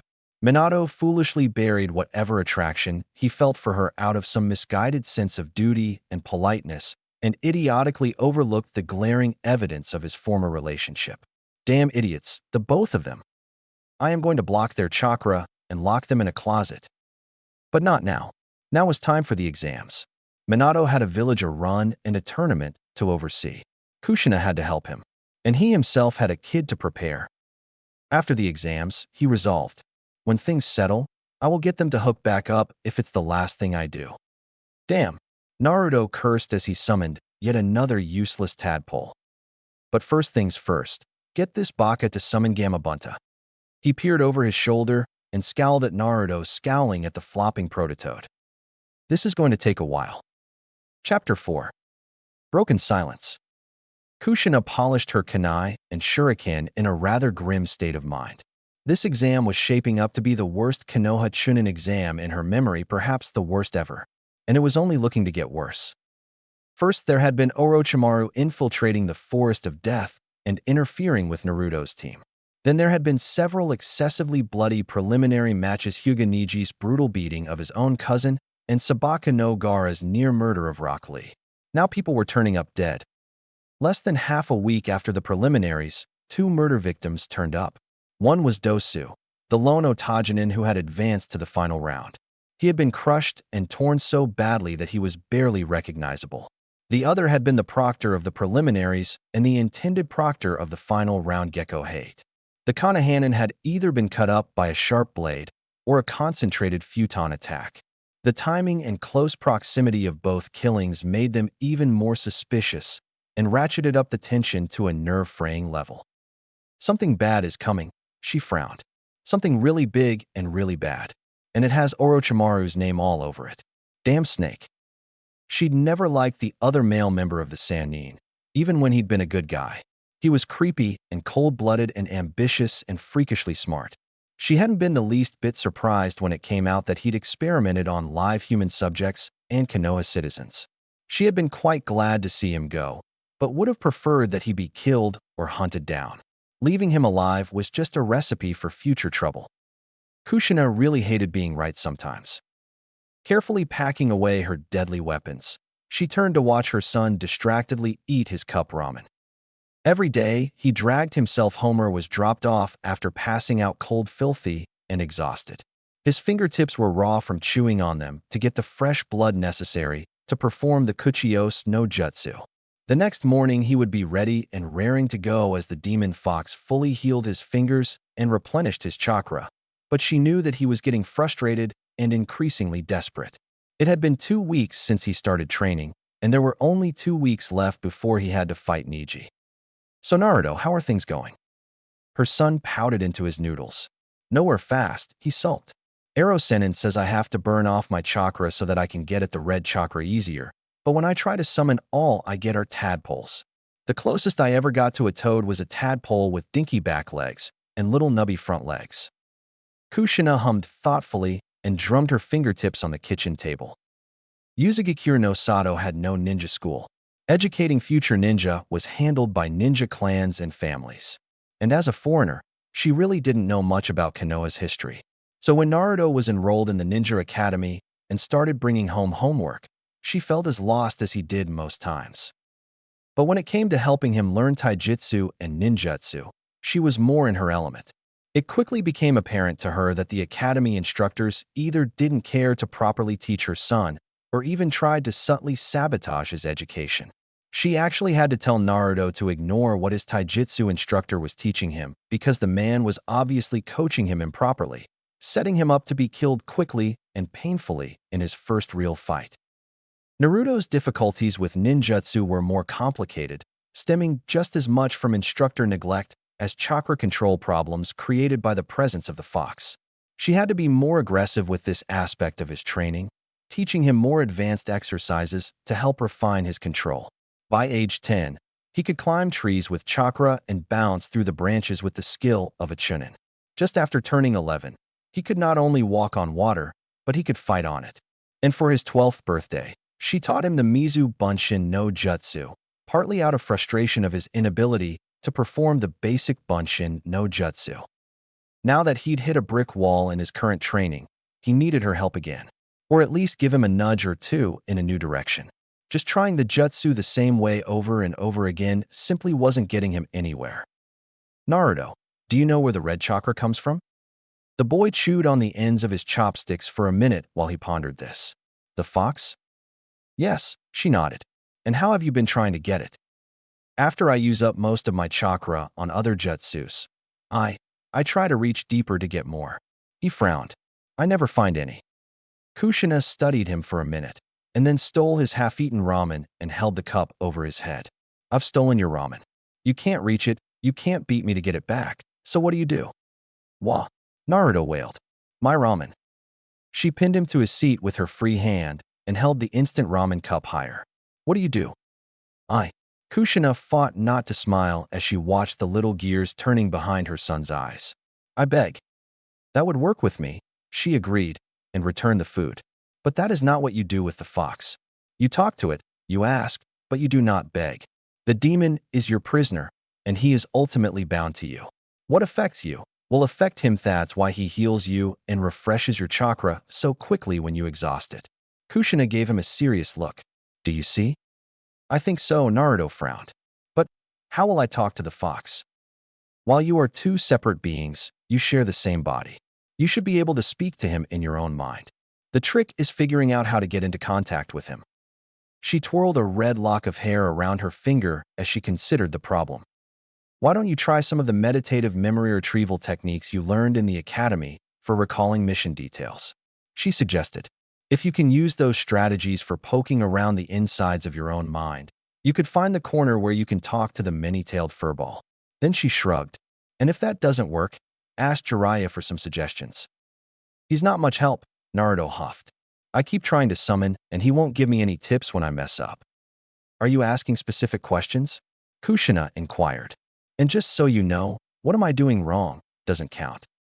No, he pouted. Well, try that. Then, she grinned. Part of his teaching style is to help you learn to teach yourself and learn how to think. Once you can do that, you can learn advanced techniques from scrolls without the help of a teacher and even discover your own techniques. It will help you be a better, smarter ninja. Okay, he muttered dubiously. Go to bed and sleep on it. Kushina smiled and patted him on his head. Make up your mind tomorrow. Her son sighed, finished his soup, and did as she suggested. Once he had vanished into his room, she frowned worriedly. If he does manage to contact the fox, I hope he's careful. Naruto sat on the gravelly bank of the stream and scowled. Erosenin was busy peeping on the girls enjoying the summer weather at the waterfall. He'd just finished wasting chakra on scores of Kage Bunshin, and it seemed like the start of another deadened day of training. But today I'm going to try something new. His mom had a good idea. Blindly digging for the red chakra and trying to steal, it wasn't working. So he would try talking. But he had to be careful. After breakfast, his mom had warned him about talking to the fox. The demon couldn't enjoy being confined inside a human prison and would surely try to trick him. You are the warden. It is your responsibility to keep your prisoner locked up and under control. Be wary of any deal he tries to offer you. Look underneath the underneath. And always remember, you are the boss. Naruto folded his arms over his chest, closed his eyes, and got to work. He focused inward, focused on the flow of his own chakra, and tried to find anything unusual or special. If he could just locate the source of the red chakra. Apparently, the inside of his head was a forest, but it was like no forest he was familiar with. The trees were mostly the same giant size as those he'd encountered in the Forest of Death, and all of them looked hollow with various shadowy openings. And there were large mossy vines draped over the tree branches and the leafy ground. Some looked kind of blue, and some looked red. Weird. Not sure how to proceed, he aimlessly followed the tangled pathways of the vines. Some parts of his forest were bright and open happy places. Others were dark and gloomy and threatening. Naruto paused in his explorations and came to a spot where there were some red and blue vines in close proximity. When he touched the blue vine, it felt like when he touched and molded his own chakra. But the red vine seemed to feel too warm and prickled his hand. Since I'm looking for red chakra, he frowned and poked at the red vine. Maybe I should see where these funny vines come from. It seemed like a good idea, so he sought a source for the vines. He traced them as they bunched together and got thicker and thicker, and found them growing out of a pile of rocks. Circling the rocks, he found a dark, cave-like opening. Beyond the opening, he found a dark tunnel dimly lit by an eerie red glow. And when he went down the tunnel, he came to a vast underground cave chamber. The red vines covered the walls and ceiling, poking out through various cracks and crevices. The floor was covered in small puddles, and he heard water dripping somewhere. Stalactites hung from the ceiling, stalagmites jutted up from the floor, and at the back of the chamber were a pair of massive, intricate golden gates held closed by a tiny piece of plain paper with the kanji for seal inked on it. It made him think of a dungeon. "I found it," he whispered to himself. Swallowing nervously, Naruto crept right up to the giant cage doors and peered through the narrow gaps in the bars. He saw nothing but endless darkness. It didn't look like anything was in there, but there had to be. "Hello?" he called, hearing his voice echo a little in the cavernous place. Silence. "I know you're in there, Fox," he shouted. "Show yourself. It's time we had a talk." A pair of gigantic red eyes snapped open, and Naruto felt like he almost broke his own neck trying to look back far enough to see them. They towered so high above his head. There was an ear-shattering roar, and a huge hand-like paw shot out from the darkness to slam into the golden bars. Naruto yelped and staggered backwards as the tips of huge sharp claws tried to squeeze through the gaps to pierce him, but the doors held fast and didn't budge so much as a millimeter. Recovering his wits and taking courage from the strength of the doors and the dinky seal that held them closed, Naruto marched back up to the bars and boldly kicked them. "Knock it off you. Is that any way to say hello?" "Wretched mortal worm," the fox snarled. "If not for these bars, I would devour you in an instant. Release me at once." "How dumb do you think I am?" Naruto scowled. "No way." The fox let out a hiss that sounded like a burst steam pipe. "If you remove that seal and let me free, I will give you more power than your weak mortal mind can imagine." Naruto crossed his arms over his chest and scowled up at the demon. "Is that supposed to tempt me? Isn't power what all humans want?" The fox rumbled. "My power is limitless, and as a reward for setting me free, I will share some with you. So let me get this straight. I let you out, and you give me power." "Exactly. And then you'll do whatever you want and smash the village while you're at it." "So," the demon growled, "why should you care? Your wretched village despises you. They would gladly see you dead." The fox was right. The village in general despised his existence. His mother had done her best to give him a normal childhood and shield him from the prejudice and hatred directed towards him. She claimed that people disliked her because she was an unmarried foreigner and only looked down on him because he was her son. But it never quite fit in his mind, and then Mizuki Sensei had blown that excuse out of the water. "Sure they hate me," Naruto shrugged. "They hate me because of you. Release me, and they will no longer hate you for containing me. And then they'll just hate me for letting you out. No matter what you promise me, if I let you out, I lose." Naruto snorted. "And once you're free of me, why would I have you to keep any promise you make? What's to stop you from just killing me?" The fox roared. "When I make a promise, I keep it, unless I am betrayed." "Whatever you say," Naruto shrugged. "I didn't come looking for you to hear about promises." "Then why have you come?" "I want to talk about your chakra." "So you do seek power?" Naruto glared at his prisoner. "You owe me rent." The fox snorted incredulously. "Rent?" "Yeah," Naruto nodded. "You've been hiding inside my body and freeloading my whole life. It's time to start paying." "I did not ask to be here," the demon howled. "That old man imprisoned me within you." "Well, I didn't volunteer for this either," Naruto shrugged. "I heal your wounds and replenish your puny strength," the demon hissed. "I owe you nothing. You do that anyway, because anything that threatens me threatens you. If I go, you go with me. I want real rent." "How dare you?" "I don't see what the big deal is," Naruto frowned. "It's not like you have anything better to do in here." The feeling of killing intent, which had already been unreal the moment the red eyes became visible, now spiked even higher. Naruto felt like his skin was trying to crawl off his body and run away, and his bones turned to mush. But he stood firm, reminding himself that the fox couldn't get past the bars and do anything worse than refuse him. "All I want is easy access to a bit of your chakra," Naruto explained, struggling to keep his voice even. "You already let me have some when I fought Haku and in the Forest of Death. Would it really be so much trouble to make it so that I could get that much of your chakra without being in danger of dying or being so furious? It seems like a pretty fair rent to me, considering how difficult you've made my life." The fox snarled, and the malicious intent grew stronger. Naruto forced himself to stay standing right in front of the cage and not cringe or shrink. He kept his hands folded to hide the shaking of his hands. "All I want is the level of chakra that you gave me in Wave Country," he repeated. "The only way I would ever ask for more is if I were in danger of dying. I probably wouldn't even use your chakra that much. I'd much rather depend on only my own strength." "Such a small amount of chakra?" The demon hissed at last. "I could give you more." "I want to build my own strength," Naruto declared. "And I admit your chakra is potent and hard to deal with. I don't think I'm old enough and experienced enough to really handle much more without freaking out." "Wise of you to acknowledge your limits," the fox rumbled, and the atmosphere lightened somewhat. "Wise of you to not be greedy. Tell me, Naruto-kun, what is your ambition?" "To be Hokage," Naruto answered automatically.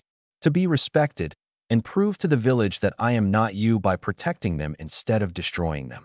To be strong, and protect those precious to me. That is my ambition, my dream." The giant red eyes narrowed in deep thought. "A most interesting desire you have. If you could achieve it, you would be powerful, your enemies would fear you, and all would respect you. If I must be imprisoned, such a vessel would be worthy of me." The red bestial eyes lowered until they were almost level with his much smaller form. "If you can achieve this ambition of yours, all my power will be at your disposal." The demon's lips peeled back in a feral smile, revealing an immense maw of pointed teeth. "If you assist me in slaying my great enemy, my power will be yours all the sooner." The idea that the Kyuubi had a great enemy made Naruto shiver. Who or what could be so powerful and nasty to have the king of demon beasts after him? "That would depend on who your enemy is," Naruto answered cautiously.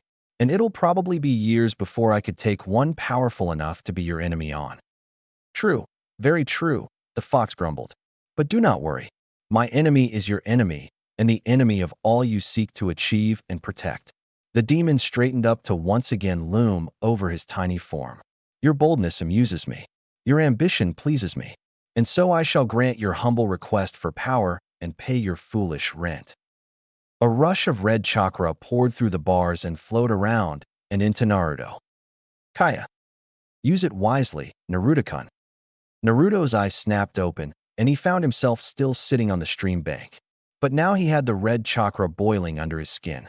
Jumping to his feet, he bit through the pad of his thumb with a sharp tooth, made the necessary hand seals, and slapped down his right hand. Kuchios no Jutsu. Black seal marks spread from under his palm. There was a puff of white smoke. He shot upwards so fast he stumbled and almost fell off. When the smoke cleared, he was sprawled on the broad, red-brown, warty head of a toad so massive it loomed over the nearby trees. Naruto felt weak and kinda wobbly, but his feeling of triumph overshadowed it all. "All right," he cheered, staggering to his feet and jumping up and down. "I did it." "What?" The huge toad grumbled and glanced around in confusion. "How did I get here?" "I summoned you, of course." Naruto laughed. The toad tossed his head, and the boy wailed as he found himself thrown. He managed to catch hold of the clay pipe that dangled from the corner of the huge amphibian's wide mouth. And Naruto found himself under the intense scrutiny of a different kind of animal eye. "Who are you?" "I'm Uzumaki Naruto, and I've signed the toad contract," he declared. After staring down the king of demons, dealing with a cranky old toad was no sweat. "Have you now?" The toad sneered, thoroughly unimpressed. "I am Gamabunta, chief of my clan. I will not fight for just anyone. Signing the contract is not enough. Pass my test and prove your worth to me." Naruto's high of success wavered and started to fade a bit. "Your test?" He frowned and hopped up to balance on the stem of Gamabunta's pipe. "Bring it on." "Bold words," the toad croaked. "We shall see how defiant you are after my test, if you can even complete it. You'd better hold on tight, because if you fall and touch the ground even once before the sun sinks behind the horizon, you will fail." It was still early in the day, and the summer sun stayed long in the sky. He doubted there would be any breaks, so no lunch and no dinner. And somehow he didn't think the toad was just going to sit still and try his patience as a test. But there was no way that Naruto was going to back down. He was going to prove to this cranky old toad that he was a ninja to be reckoned with. Scowling in determination, he leapt off the pipe, bounced on Gamabunta's head, and slid down his back to cling to the collar of his blue vest. "Let's do this." And then Gamabunta lunged upwards so hard that Naruto thought his arms were going to pop out of their sockets. The huge toad seemed to hang in the air for a second high above the forest before plummeting back to earth with a dizzying flip thrown in. As soon as his webbed feet touched earth, Gamabunta was off again, racing along the ground in massive leaps and taking as many sharp turns as possible, doing his absolute best to dislodge the genin clinging to his clothing. Then the toad spotted a nearby lake and jumped for it. "Stupid Erosenin, you didn't tell me that I had to do this. When this test is over, I'm gonna kick your stupid, pervy ass. And then I'm telling Mom on you." Arg. Kersplash. Chapter 5. Broken Clan. The Yondaime unhappily trekked out of the tower and out into the village. Normally a nice walk every now and then was a refreshing change of pace, a break from the bureaucracy and politicking. But in this particular instance, he had a little unpleasant errand to run. When he reached the onsen, it wasn't hard to locate his target. The white-haired man was crouched in the shade by the fence and clearly peering in through a knothole at the bathing women beyond. He would have liked to alert the poor women to his presence, but unfortunately the Hokage needed to have some questions answered, and that couldn't happen if Jiraiya was being cursed at and chased off. "Jiraiya-sama," he muttered, "I received multiple complaints about a giant, rampaging toad on the outskirts of the village yesterday. Care to explain that?" "I didn't summon him," the Sannin answered innocently. "Well, neither did I," the Hokage scowled. "And according to you, you and I are the only ones able to summon toads. So how did the toad get here?" "Yes, we were the only ones able to call upon the Toad clan," Jiraiya nodded. "Now there is a third summoner. Gamabunta was testing him out." "A third?" The Yondaime blinked. "Who did you let sign the contract?" "That prospective student I mentioned before," the lecher grinned. "He didn't pass, unfortunately, but damn did he get close. If he'd held on for 5 more minutes, he would have done it." He shrugged. "Oh well, he'll get it next time for sure." "Who is this kid?" The blonde shinobi frowned. "You never mentioned a name." "Uzumaki Naruto, of course." The older man grinned widely. Then his smile faltered for a moment. "Little brat tricked me into it, actually." His smile speedily returned. "But it's all worked out. Been rather fun, really.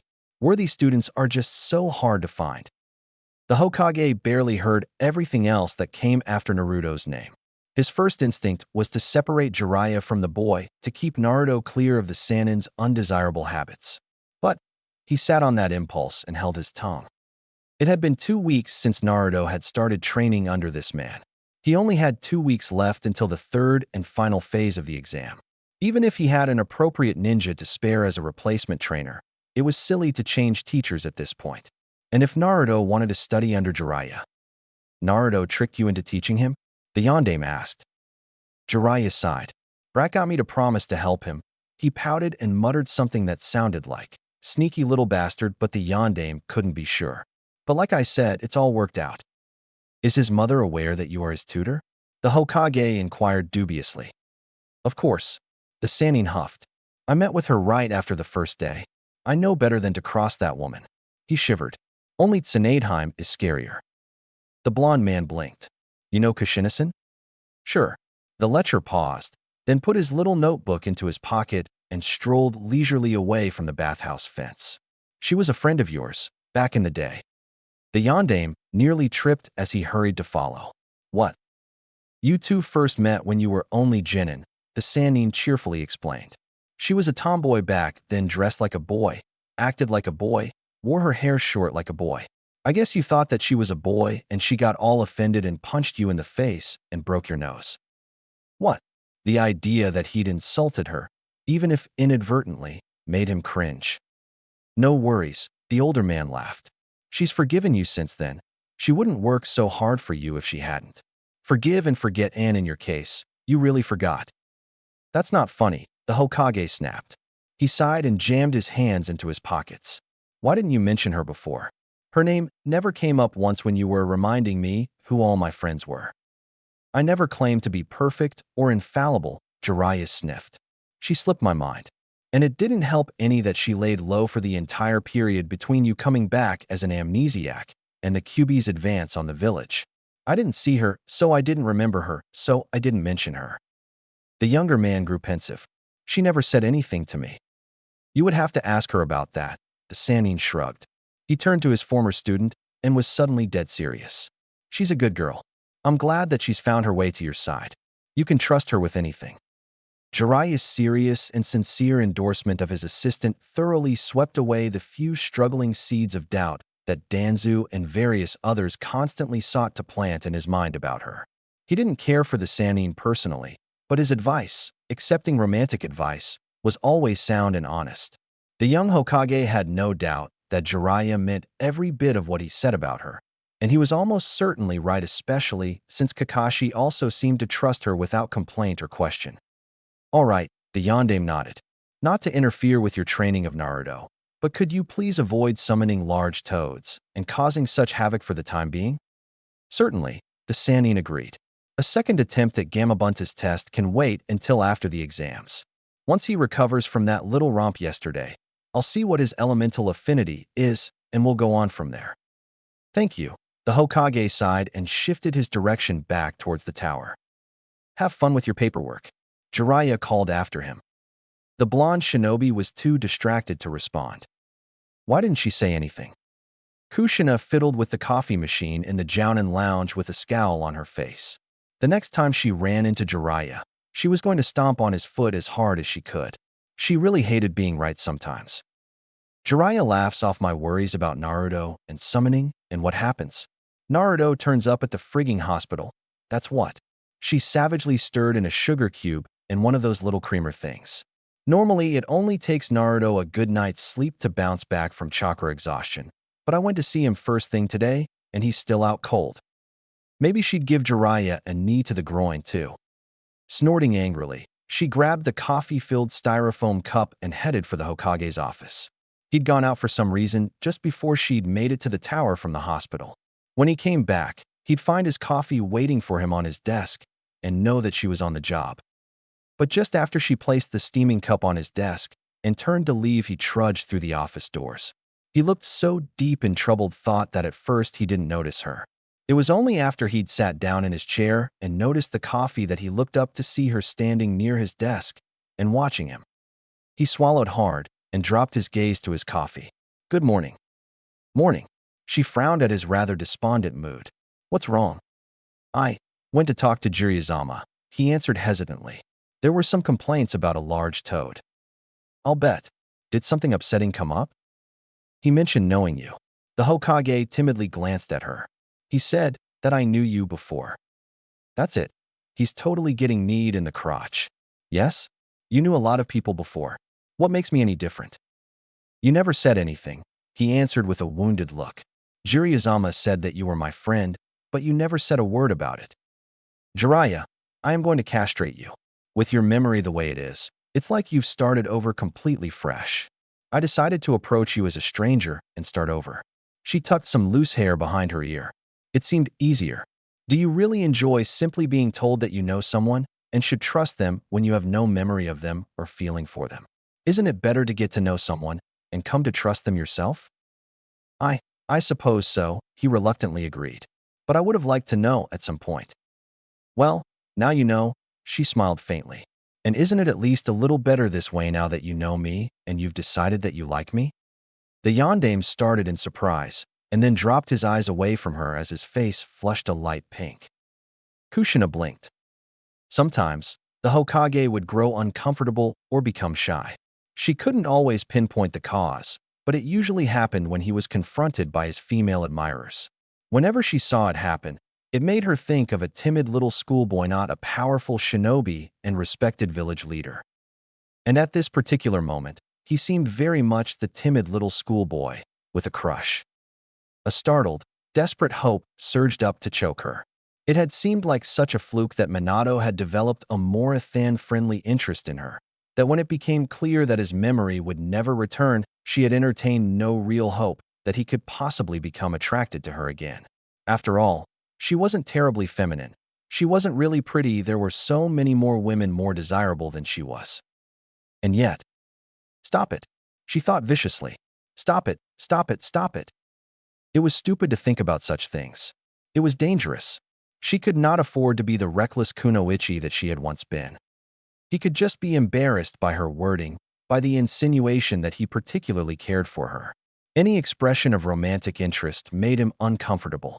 It was probably worse coming from a woman so close to him, one he trusted to not pursue him as the majority of the female population did.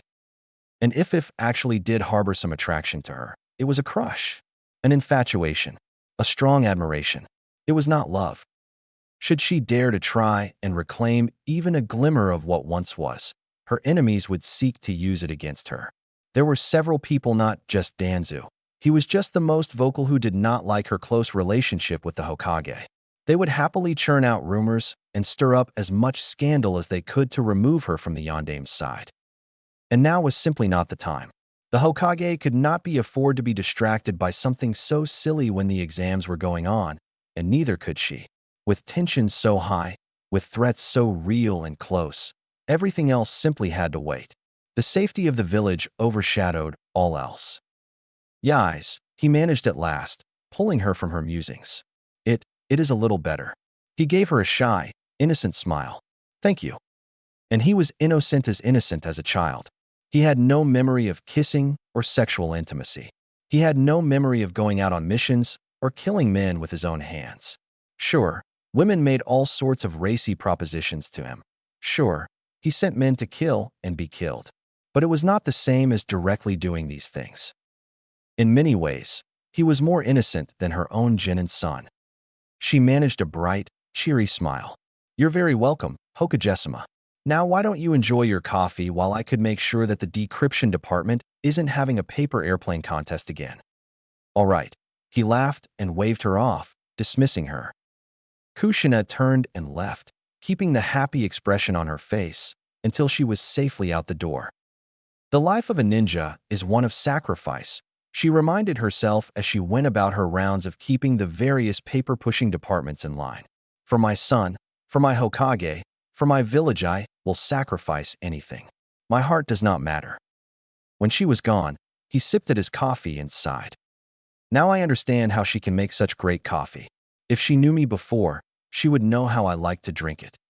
He felt warm, and his drink had nothing to do with it. Even though she had only been teasing him about liking her, it had stirred up the secret longing in him that he buried and denied. And no matter how he tried to rebury his desire, it would not go. I think that I am in love with my assistant, he admitted to himself, torn between misery and despair and warm electric excitement. In the beginning, she was simply a relief. All his previous, and very short-lived, assistants had practically worshipped him. The female assistants had been the worst, more interested in trying to date him than help him manage things. But Kushina-san had been different. She respected him, but she didn't treat him as if he was made of glass or revere the ground he walked on. If she thought he was being silly, she would tell him so. Sometimes she'd even hit him, gently. He was the Hokage, but he was not some god far above her. She treated him like a person. It was only after years of working with her and after becoming rather attached to her son that his gratitude deepened into something else. The shift inside him had been so subtle that it wasn't until he'd caught himself daydreaming about kissing her and seriously contemplating what it would feel like that he'd noticed it. Frightened and uncertain, he'd found as many reasons as he could to not try anything with her. He was her boss, her superior. It didn't seem appropriate to date her. People like Danzu certainly didn't seem to approve her even working for him in the first place. And as he was her boss, she might feel obligated to give him what he wanted regardless of her own feelings. She had a son, which meant that she had had a relationship with a man. It wasn't his business. The activities that led to a child were solely the business of the man and woman involved, so he didn't ask. As he'd never seen her with any man, he could only assume that he was gone. Whether it was through an ended relationship or death, he had no clue. Because this mysterious liaison had produced a child, he was certain that the relationship had been a strong, romantic one. And so what right did he have to try and replace Naruto's father in her heart? And there was that ring he had. What if there was some other woman out there waiting for him to remember her? What if one of the ladies that Jiraiya and Kakashi had turned away as a fraud was actually genuine? Should he just abandon that girl to chase someone new? For a moment, he hesitantly considered the idea that the Sannin had insinuated that Naruto was his son. He and the boy did look strikingly similar. And if she had failed to ever tell them that they had known each other previously, then she wouldn't have told him this either. The Hokage groaned and rested the side of his face on the cool wood of his desk. Should I really be thinking about this? I'm only confusing myself. And he was starting to get a headache. Hokage-sama. He sat up to find one of the Chunin that was on an administrative rotation peering at him with concern as the young man deposited more paperwork on the desk. I'm all right, he smiled weakly. Just a little headache. The Chunin nodded and left the office. The Yondaime stared at the stack of papers and sighed. I can't be thinking about this now. I have work to do. There are exams to oversee, this new Odo group to figure out. Orochimaru is around, and Suna seems to be up to something. Trouble lies imminent. I need to focus on this. Everything else can wait. I will have more than enough time to figure out my own problems after the exams. Uchiha Makoto knelt on her kitchen floor and scrubbed at some stubborn stains. She tried not to think about bloodstains or how long and gruesome it had been to clean up the Uchiha district afterwards.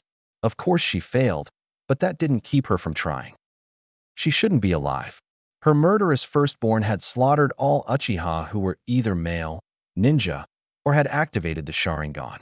Being a woman, she was protected from the first condition, but she had been an active and powerful ninja before marrying, and she had activated the clan Kekkei Genkai. Because of her eyes, Itachi should have killed her too, along with all the others. Yet he'd left her alive. Itachi had attacked her that bloody night. Her elder son had cut up her leg badly enough that she still limped from it. And then, after killing her husband in front of her, Itachi had knocked her out cold. But he'd left her alive. If she hadn't had Sasuke, she probably wouldn't have stayed that way. The guilt was so strong that she could physically feel it choking her. The sharp blades of her old kunai called to her, offered to end it all. So much guilt. Why Fugaku? She wondered miserably. Why did you have to be so ambitious? You've destroyed us. When Itachi reaped his slaughter, the reason he'd left with the survivors was that he wished to test his abilities. He wished to see if there was any true challenge in the ninja of the clan. He wished to see if his Sharingan was the strongest. Makoto knew that it was a lie. Ever since Itachi had entered into the ANBU, he had been drifting away from the clan. He increasingly chose duty over spending time with his family. The only Uchiha he continued to spend time with were Shisui, Sasuke, and his girlfriend, Moro. 2 months before the massacre, it got worse. Itachi had learned of the clan's ambitions and disagreed with them. He had argued against it, but had been ignored. I should have supported Itachi, she swallowed. I should have tried to talk Fugaku out of it. The clan should have never seriously contemplated deposing Yondaime-sama. The Uchiha clan had never been happy about the Yondaime's appointment after the sealing of the demon and the death of the Sandaime. Namikaze-san was still skilled and physically powerful, but his amnesia made him soft and easily influenced. The man shied away from violence, and he made the Leaf Village appear weak. After the sealing, he left the demon host with its Mothera foreign woman who had once been a foreign kunoichi. The Uchiha demanded the child's death. The Kyuubi was simply too dangerous to be left alive, no matter how strong the seals or how strong the child. And if it were to be let live, it should not be raised by a foreigner. Only a loyal ninja of the Leaf could be entrusted with raising such a thing. But their demands were ignored. The Yondaime made a treaty with Suna, one of the 5 great villages. Normally, Konoha would only make treaties with smaller, weaker villages. An alliance with one of the other great villages was dangerous and sent a message of weakness to the other 3. When Kumo tried to abduct the Hyuga heiress and steal the power of the Byakugan, he chose to placate them for the killing of the abductor instead of returning to war. The Yondaime accepted the sacrifice of Hayashi's twin, and in doing so, the Uchiha clan felt that their Hokage was saying that Konoha would not fight if it was wronged. And so the Uchiha had determined to replace the mental cripple and make the village a power to be reckoned with once again. Political maneuverings hadn't achieved the desired effect. Too many wanted the Yondaime to remain in power in the hopes that they could push their agendas through him because of his mental disability. So the path of the coup became the primary option. The clan didn't think the Hokage would be able to stop it if he learned of it. He would only voice protests. He would take no deadly action until it was too late. But they had been wrong. It probably wasn't the Yondaime's plan. He had most likely been persuaded by Danzu and his allies to proactively eliminate the threat to avoid a bloody civil war. Although one thing simply didn't fit. Danzu is an unforgiving militarist. She frowned and paused in her scrubbing. He would spare no one. He would see us all as irredeemable traitors and demand our annihilation. And yet, some were spared. Someone had called for mercy or moderation. Someone had argued for the children, the women, and the elderly, those most likely to be innocent or ignorant of the conspiracy. Someone had given the Yondaime the strength to choose a slightly different path. There was no way that the man had done so without support of some kind. But who? Makoto wondered. Who does the clan owe its survival to? It would probably remain a mystery forever. She couldn't ask around about it, because officially Itachi had snapped and slaughtered his own people. And Makoto didn't dare reveal the actual truth, not even to the children of her own clan who were unaware. If she spoke of the true reason for Itachi's killing spree, she would have to admit the crime of her clan. She would have to admit that the Uchiha clan was disloyal and had been ready to attempt treason. Doing so would destroy the clan's honor, and so she and the rest of the clan, such as it was, remained silent and cowered shamefully behind the tragic lie. Some of the old women grumble that we should tell part of the truth, accuse the Hokage of murdering us, though Itachi, his ANBU tool. She shook her head and returned to scrubbing the floors with her rag. And some suggest that I pursue the Hokage so that I can influence him. But I shall do neither. I am head of the Uchiha clan now. My word is law, and we shall rebuild ourselves and be loyal, as we should have been. Fugaku, my poor, ambitious, foolish husband. Bitter, salty tears leaked from her dark eyes. You have destroyed us. And for what? So that you could become Godame Hokage and save the village. I should not have been the good wife. Chapter 6. Broken Girl. Naruto groggily cracked open his eyes and stared up at the ceiling. It wasn't the ceiling of his bedroom. It was the tile ceiling of the hospital. Oh man, he groaned and scrubbed at his face. Did I really get banged up enough to have to come here? He didn't think so, but maybe he'd landed funny when he'd passed out and fallen off the giant toad's head. Crud, I didn't pass. Gnashing his teeth, he sat up and stretched. That's what I get for prematurely celebrating. Bah. Just as he was getting out of bed to look for his clothes, he was hit with a stab of hunger. He was always extra hungry after burning off all his chakra, but this was worse. It felt like he hadn't eaten in days, but that was silly. It never took him more than a day or two to recharge unless he really got hurt. Find clothes, find food, get back to training. Nodding to himself, he slipped off the bed and started to get dressed. That's the plan. And after that, kick Niji's butt.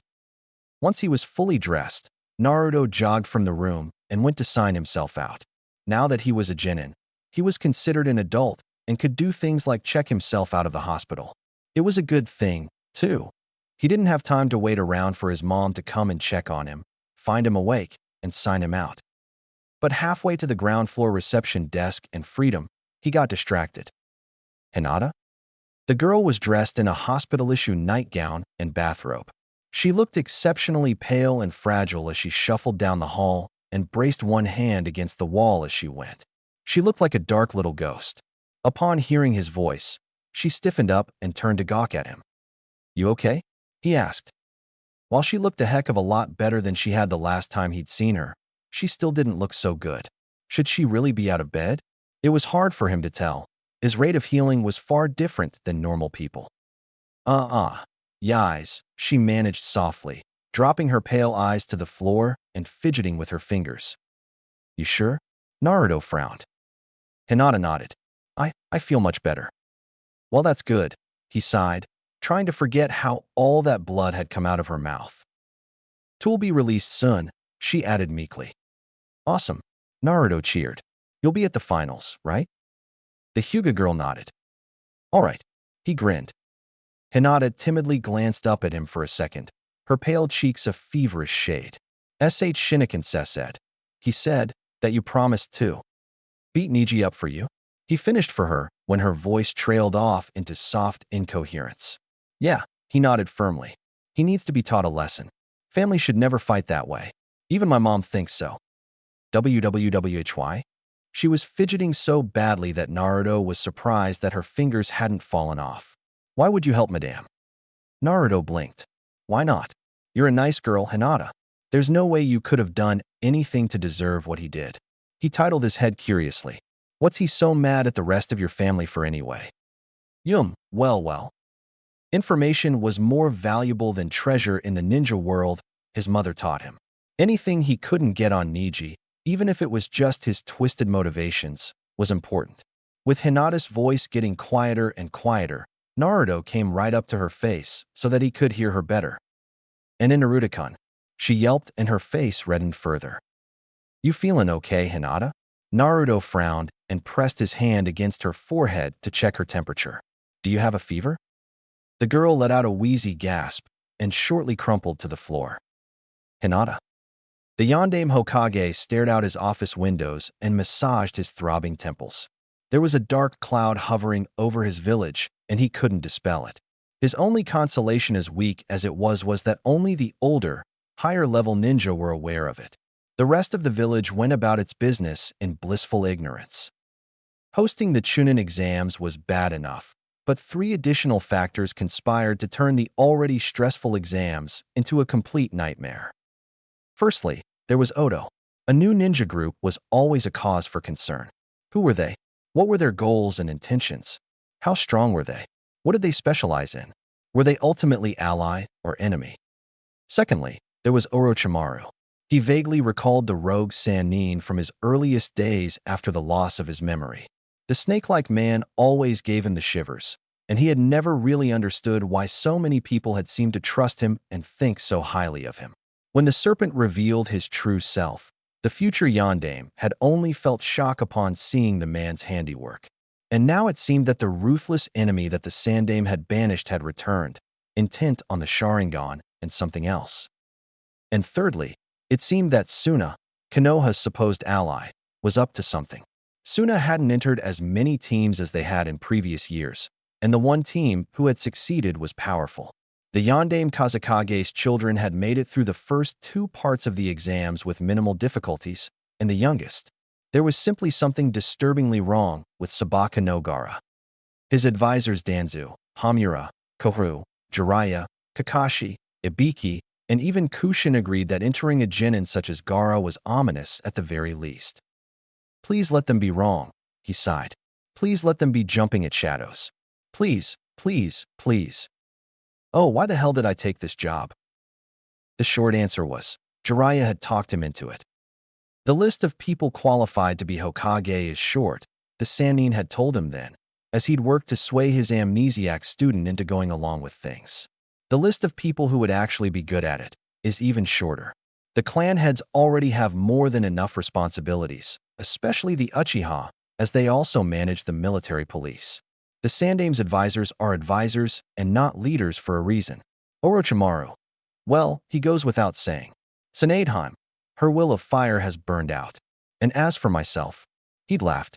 As much as I love this village, I'd probably only end up ruining it. But you, Minato, you are patient, intelligent, and dedicated in your nature.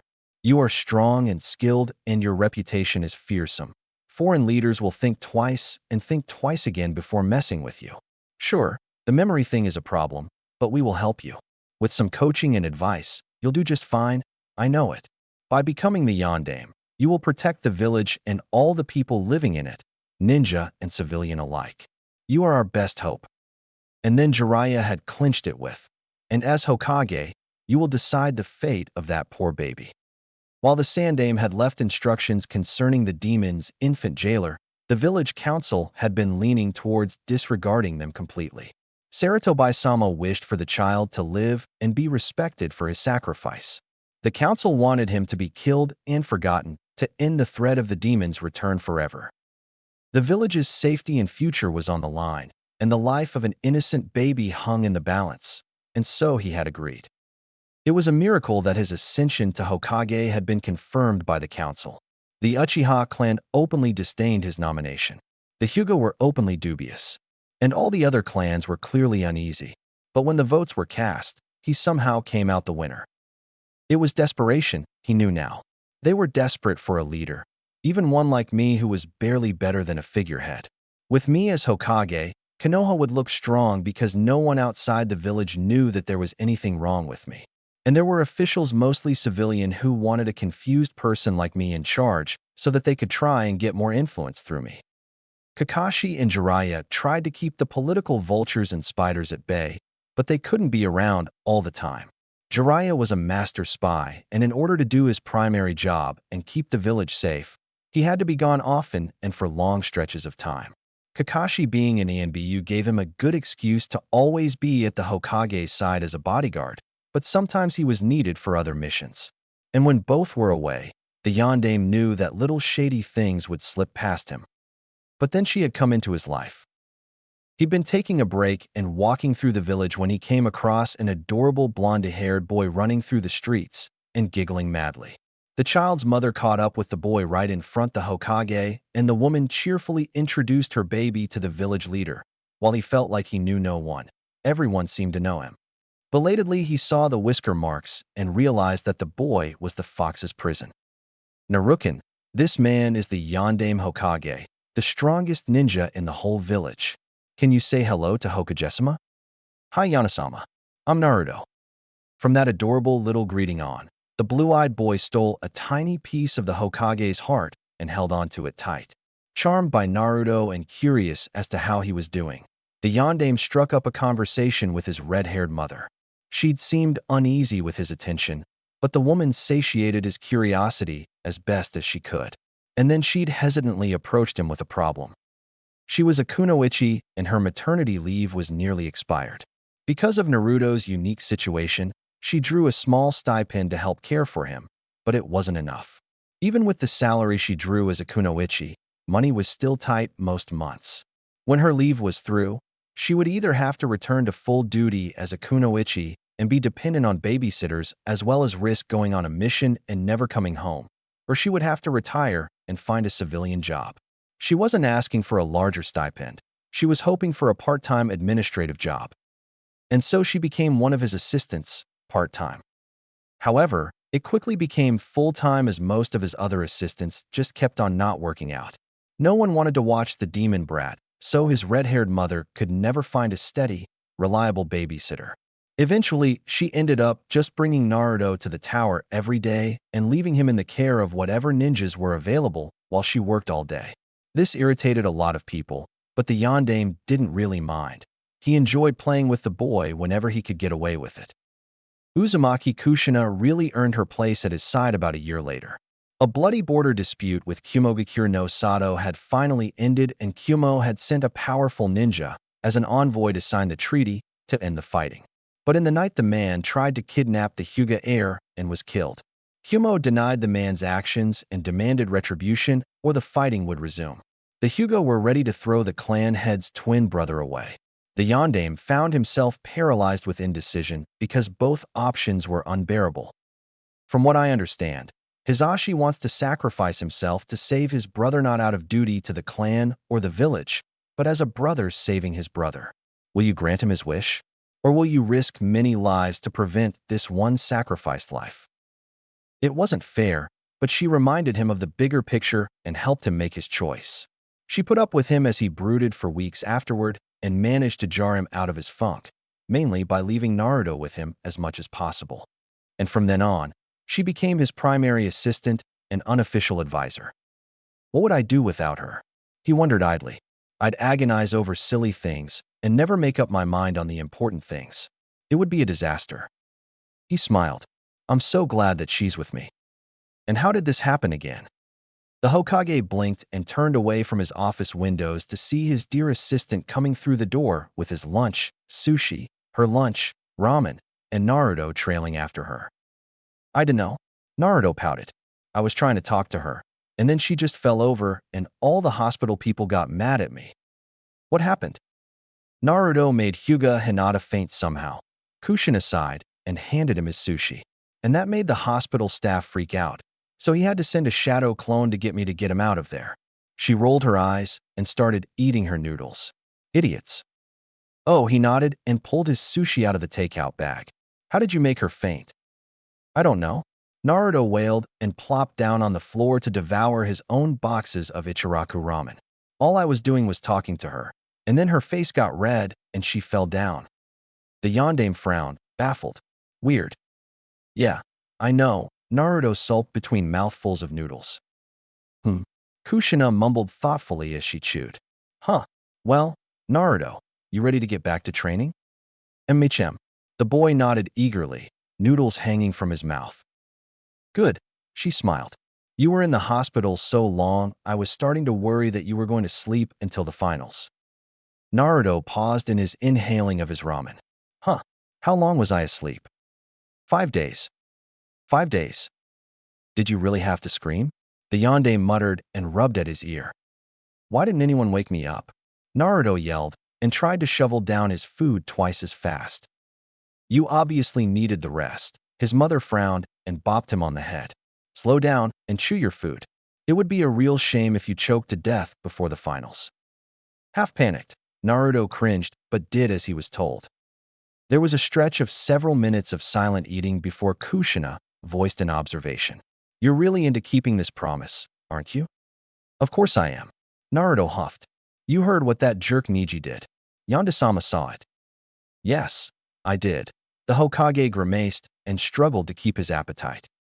I don't doubt that Neji needs some sense knocked through his head. I'm just wondering if you have another reason for wanting to beat this kid. Kushina shrugged. Another reason? Naruto frowned. Like what?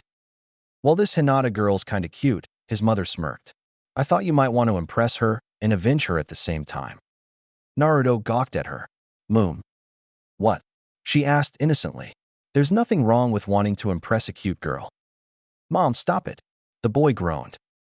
She seems shy, but I bet she's very nice when you get to know her, the yondaime remarked, cheerfully throwing his 2 cents in. No, Yonda-sama, not you too. Naruto moaned and flopped face first onto the office carpet. The older blonde peered worriedly over his desk. Naruto, lots and lots of ninja have stood there in their dirty sandals. Do you really want to stick your face into that? Grumbling incoherently, the boy rolled onto his back and stared moodily up at the ceiling. I'd much rather impress Sakurakin. I'm sure that you would, Kushina sighed drearily. The yondaime swallowed a chuckle and shook his head. He was well acquainted with this little disagreement. Naruto was sure that Haruno Sakura was the best girl in the whole world, and the perfect girl for him just had to win her over. Kushina was much less enthusiastic about her son's pink-haired teammate, and wished that he would chase after a girl who didn't feel the need to hit him every time he asked her out. Half-tuning their conversation out, the Hokage munched on his sushi and relaxed. It was nice when he and Kushina and Naruto were all together. When Naruto had enrolled in the academy, and when he had made Genin, he was kept busy and out of the tower. I like this feeling, the Hokage smiled. It almost feels like we're a family. Hyuga Hinata sank deep into her hospital bed and squeezed her eyes shut in shame. I can't believe I did that. I fainted on Naruto-kun again. Now he probably thinks I'm weak and weird. She tried so hard to change, to be stronger. When she'd fought her cousin, she thought she'd been close to succeeding for once in her life. He'd cheered for her then. He'd noticed her. If she could have won, it would have been absolutely perfect. But her cousin hadn't just won, he'd destroyed her. No matter how many times she forced herself to get up and try again, he simply swatted her down again like an annoying fly. He met her determination with scorn. He met her compassion with hatred. And then she couldn't fight anymore. Nejineizan and Oda-sama are right. I am weak. No matter what I do. I just can't. A stabbing pain in her chest made her break into a coughing fit. When it subsided, she found tiny flecks of blood on her hand. Grimacing, she wiped her hand clean on the underside of her pillow. I need to get better. Shinikin will be competing in the finals, and I need to go and support him. And Naruto-kun. He promised. I need to be there for him too. I will get better. I have to. I just have to. Chapter 7. Broken Vessel. Of all her admirers, Ebisu was near the top, and he shared that spot with Mato Guy. The taijutsu specialist had a much better personality than Ebisu did, but, well, he was Mato Guy. Kushina stared at the offered bouquet of flowers and managed a polite smile. Thanks, Guy. You really didn't have to. Such a youthful flower as yourself deserves only the best, Kushina-san. The green spandex-clad Jounin boomed enthusiastically. The red-haired woman stood there awkwardly and started to sweat as Mato Guy went on to extol her youthful virtues, while several other nearby ninja listened on in amusement. A few years back, Mato Guy had stumbled over her training. She liked to do taijutsu katas while standing on water, and sometimes she'd further challenge herself by working in some freestyle swait-un at the same time. He'd been doing some of his insane training out in the forest when he'd caught sight of her, and apparently he'd found her style of training and physical appearance to be supremely youthful. She hadn't been able to shake him since. Every time he caught sight of her, he would try to woo her. He brought her flowers or chocolates at least once a month, and she strongly suspected that half the reason that he entered into his silly rivalry with Kakashi was to try and prove his youthful manliness to her. And he's the only one who seems to be immune to Naruto, the demon pariah, she grumbled. At least Naruto doesn't mind him that much. Of course, that means I have to be careful to keep him from adopting spandex. That's very nice, Guy. She smiled tightly as he started to wind down. Thank you. But I'm really busy right now. Why don't you go visit that student of yours that's in the hospital? A most excellent suggestion. Guy smiled brightly and pressed the flowers into her hands. I shall go and stoke my precious student's fires of youth. And then he dashed off to do just that. Kushina sighed in relief. The flowers were nice, she had to admit. They weren't from a flower shop. They were wild flowers that he'd probably picked while running laps around the village. Even though she didn't want to do anything to encourage him, she decided to keep the flowers. When she turned to find a good place to stash the bouquet, she nearly ran into the Hokage who had been standing behind her. She started a bit and wondered just how long he'd been standing there. She also wondered why he looked so irritated. What is it? He glanced down at the bundle of flowers in her hands and then brushed past her. It's nothing. Coffee, please. Kushina blinked at his back as he strode down the hall and disappeared around a corner towards his office. Nothing? Why do I not believe you? The Hokage had seen her get hit on before. It tended to make him uncomfortable, and he usually ignored it. He never got irritated by it. Weird. The Hokage slumped into his comfortable swivel chair and glared at the mess of paperwork that covered his desktop. With all the security concerns on top of the chaos of the Chunin exams, there was easily double the paperwork that there usually was. It didn't improve his mood any. Damn it, he thought blackly. Damn it, damn it, damn it. He'd seen other shinobi flirt with his assistant before. He always tried to ignore it. It wasn't any of his business. She was a grown woman, fully capable of accepting or rejecting the advances of other men as she pleased. He was embarrassing her, he scowled. But she was going to keep the flowers. She liked them. I don't get it. Coffee, his assistant announced as she breezed into the office with a steaming cup. She managed to find a flat spot on his messy desk to set the drink down and then gathered up some processed papers from his outbox. These are all set, right? Yeah, he nodded and stared into the dark liquid in his cup. Cheer up, she advised him. Whatever happens, the worst part of the exams will be over after tomorrow. Right? He agreed and sipped at his drink. Well, off to fairy papers. She waved and then was gone. The yondaime rolled his shoulders to try and relieve some tension and maybe relax a bit. That's right, the exams. I need to focus on that mess. I can't let petty personal things like jealousy distract me. He started to take another sip of his coffee and froze. Not that I'm jealous of Mato Guy. I'm not jealous. I'm not. Naruto pouted and trudged through the streets, kicking a pebble as he went. It was the last day before the finals. He would have been training, but take tomorrow off, kid.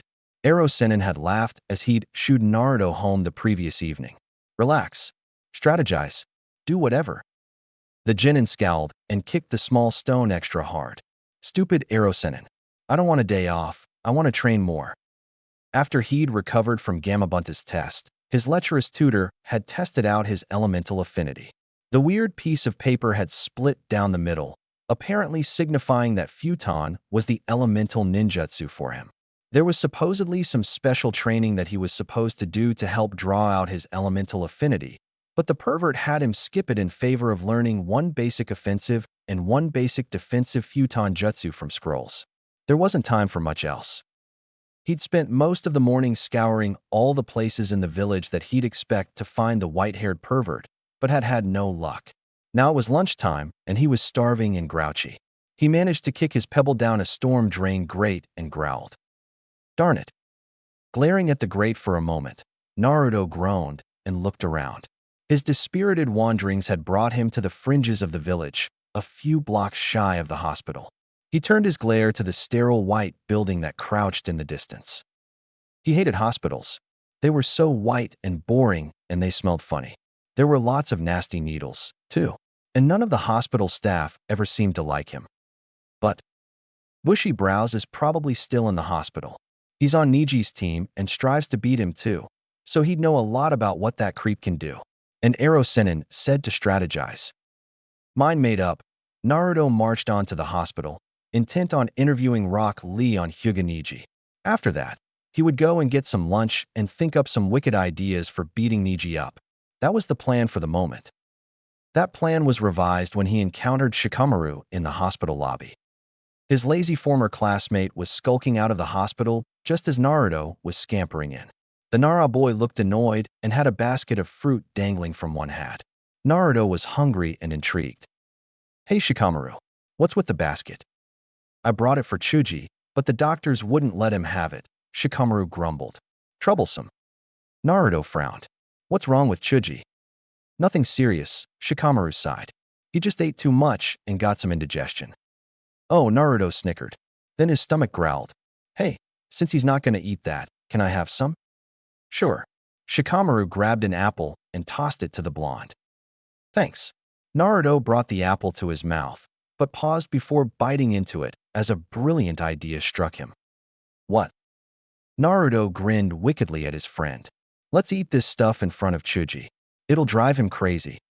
Shikamaru snorted. You've got an evil mind, Naruto. He considered the idea for a moment. Sure, let's do it. Yeah, Naruto grinned. So they journeyed into the evil bowels of the hospital together and bearing a basket of fruit on a mission to tease their mutual friend.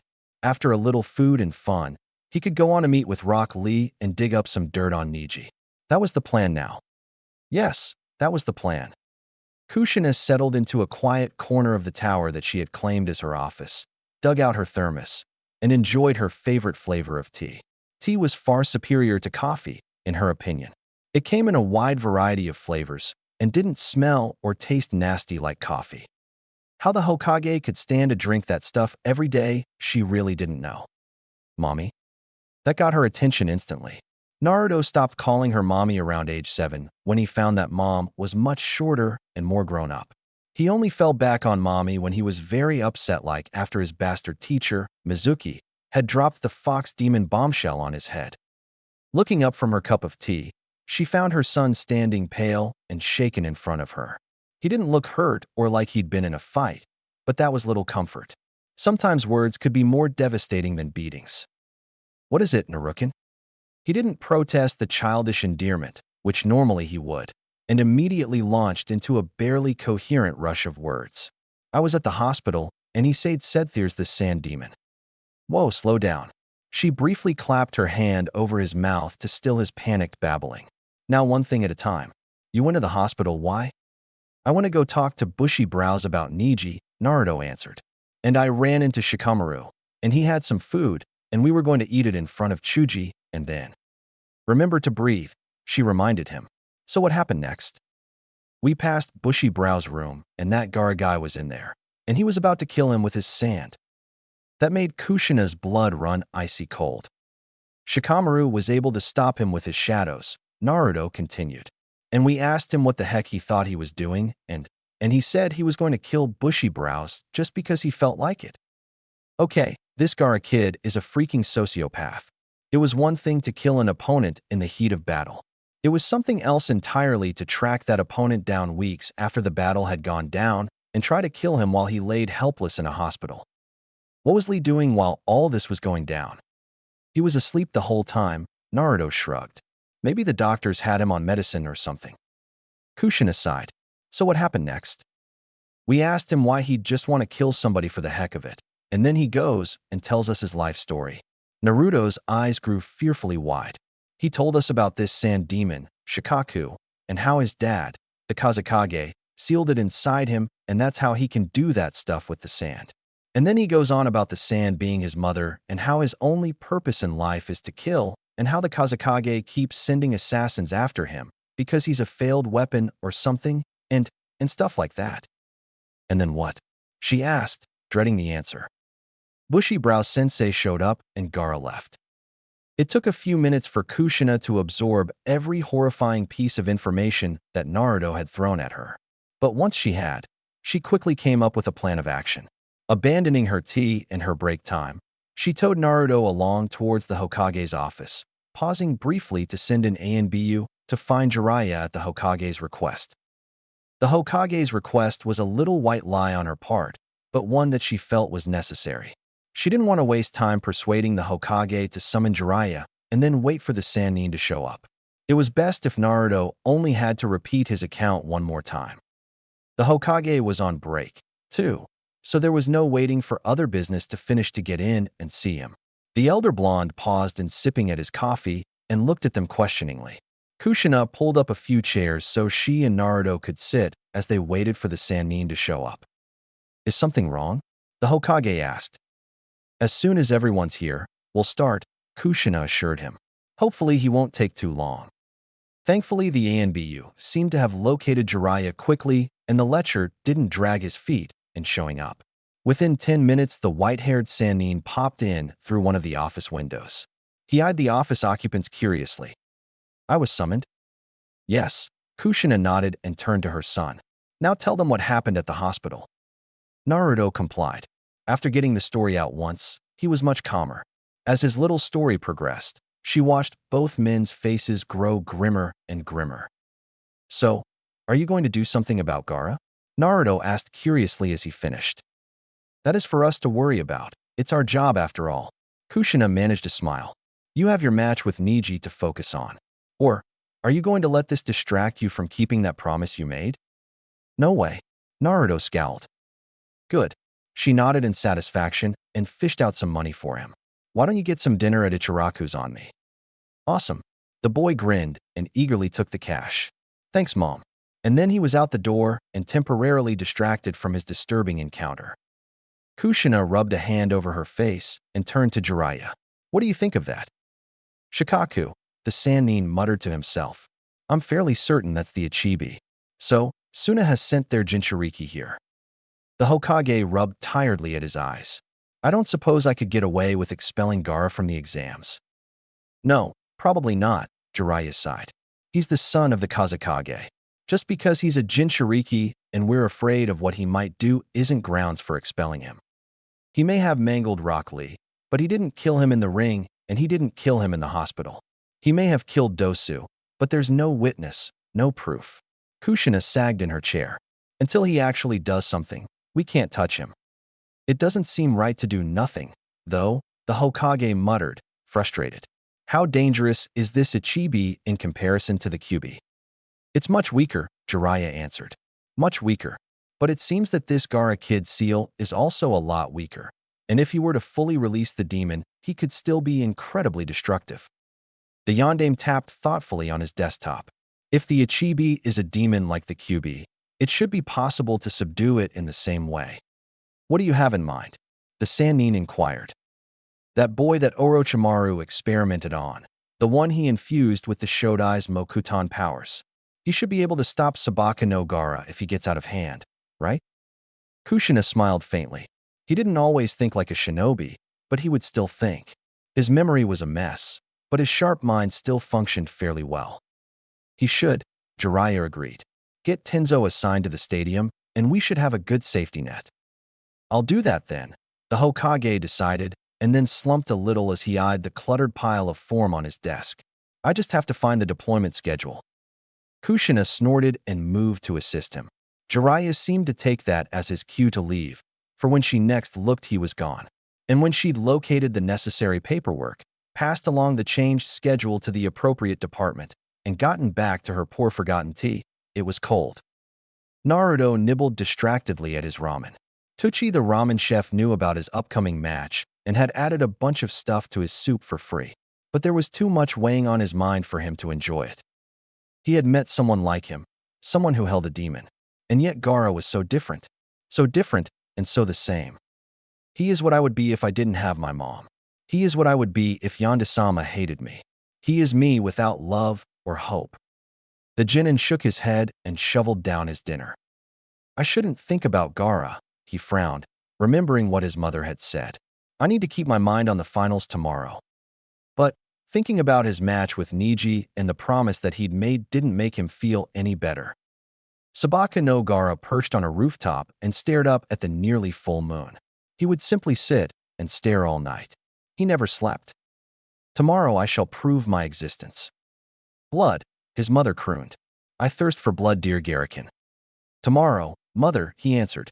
The Kazekage promised us blood. Why wait? It was an excellent question, really. Why should he wait? Konoha was a large village full of weak fools. It is best to destroy strong opponents to feel alive. If I wait until tomorrow, I will get to kill Uchiha Sasuke. He is strong. Yes, and Uchiha. His mother sounded so excited. Dangerous, but he will be delicious. Mother approved, and so he would gladly soak her sand with his opponent's blood. Anticipation of the kill made him shiver. He almost smiled. And after the Uchiha and all the destruction that follows, I will find Rock Lee and kill him, Gaara decided. No one will stop me this time. Not that sensei of his, not that boy in his shadows, not that blonde fool in the black and orange. He can't kill me. I have a real monster inside me. I won't lose to him. That boy. Mother sounded worried. I don't like that boy. I don't like the smell of his chakra. You should kill him. Garakun, kill him quickly. He is nothing but bluster and bravado, Gaara sneered. Uzumaki Naruto is not worth killing. Uchiha Sasuke is my prey.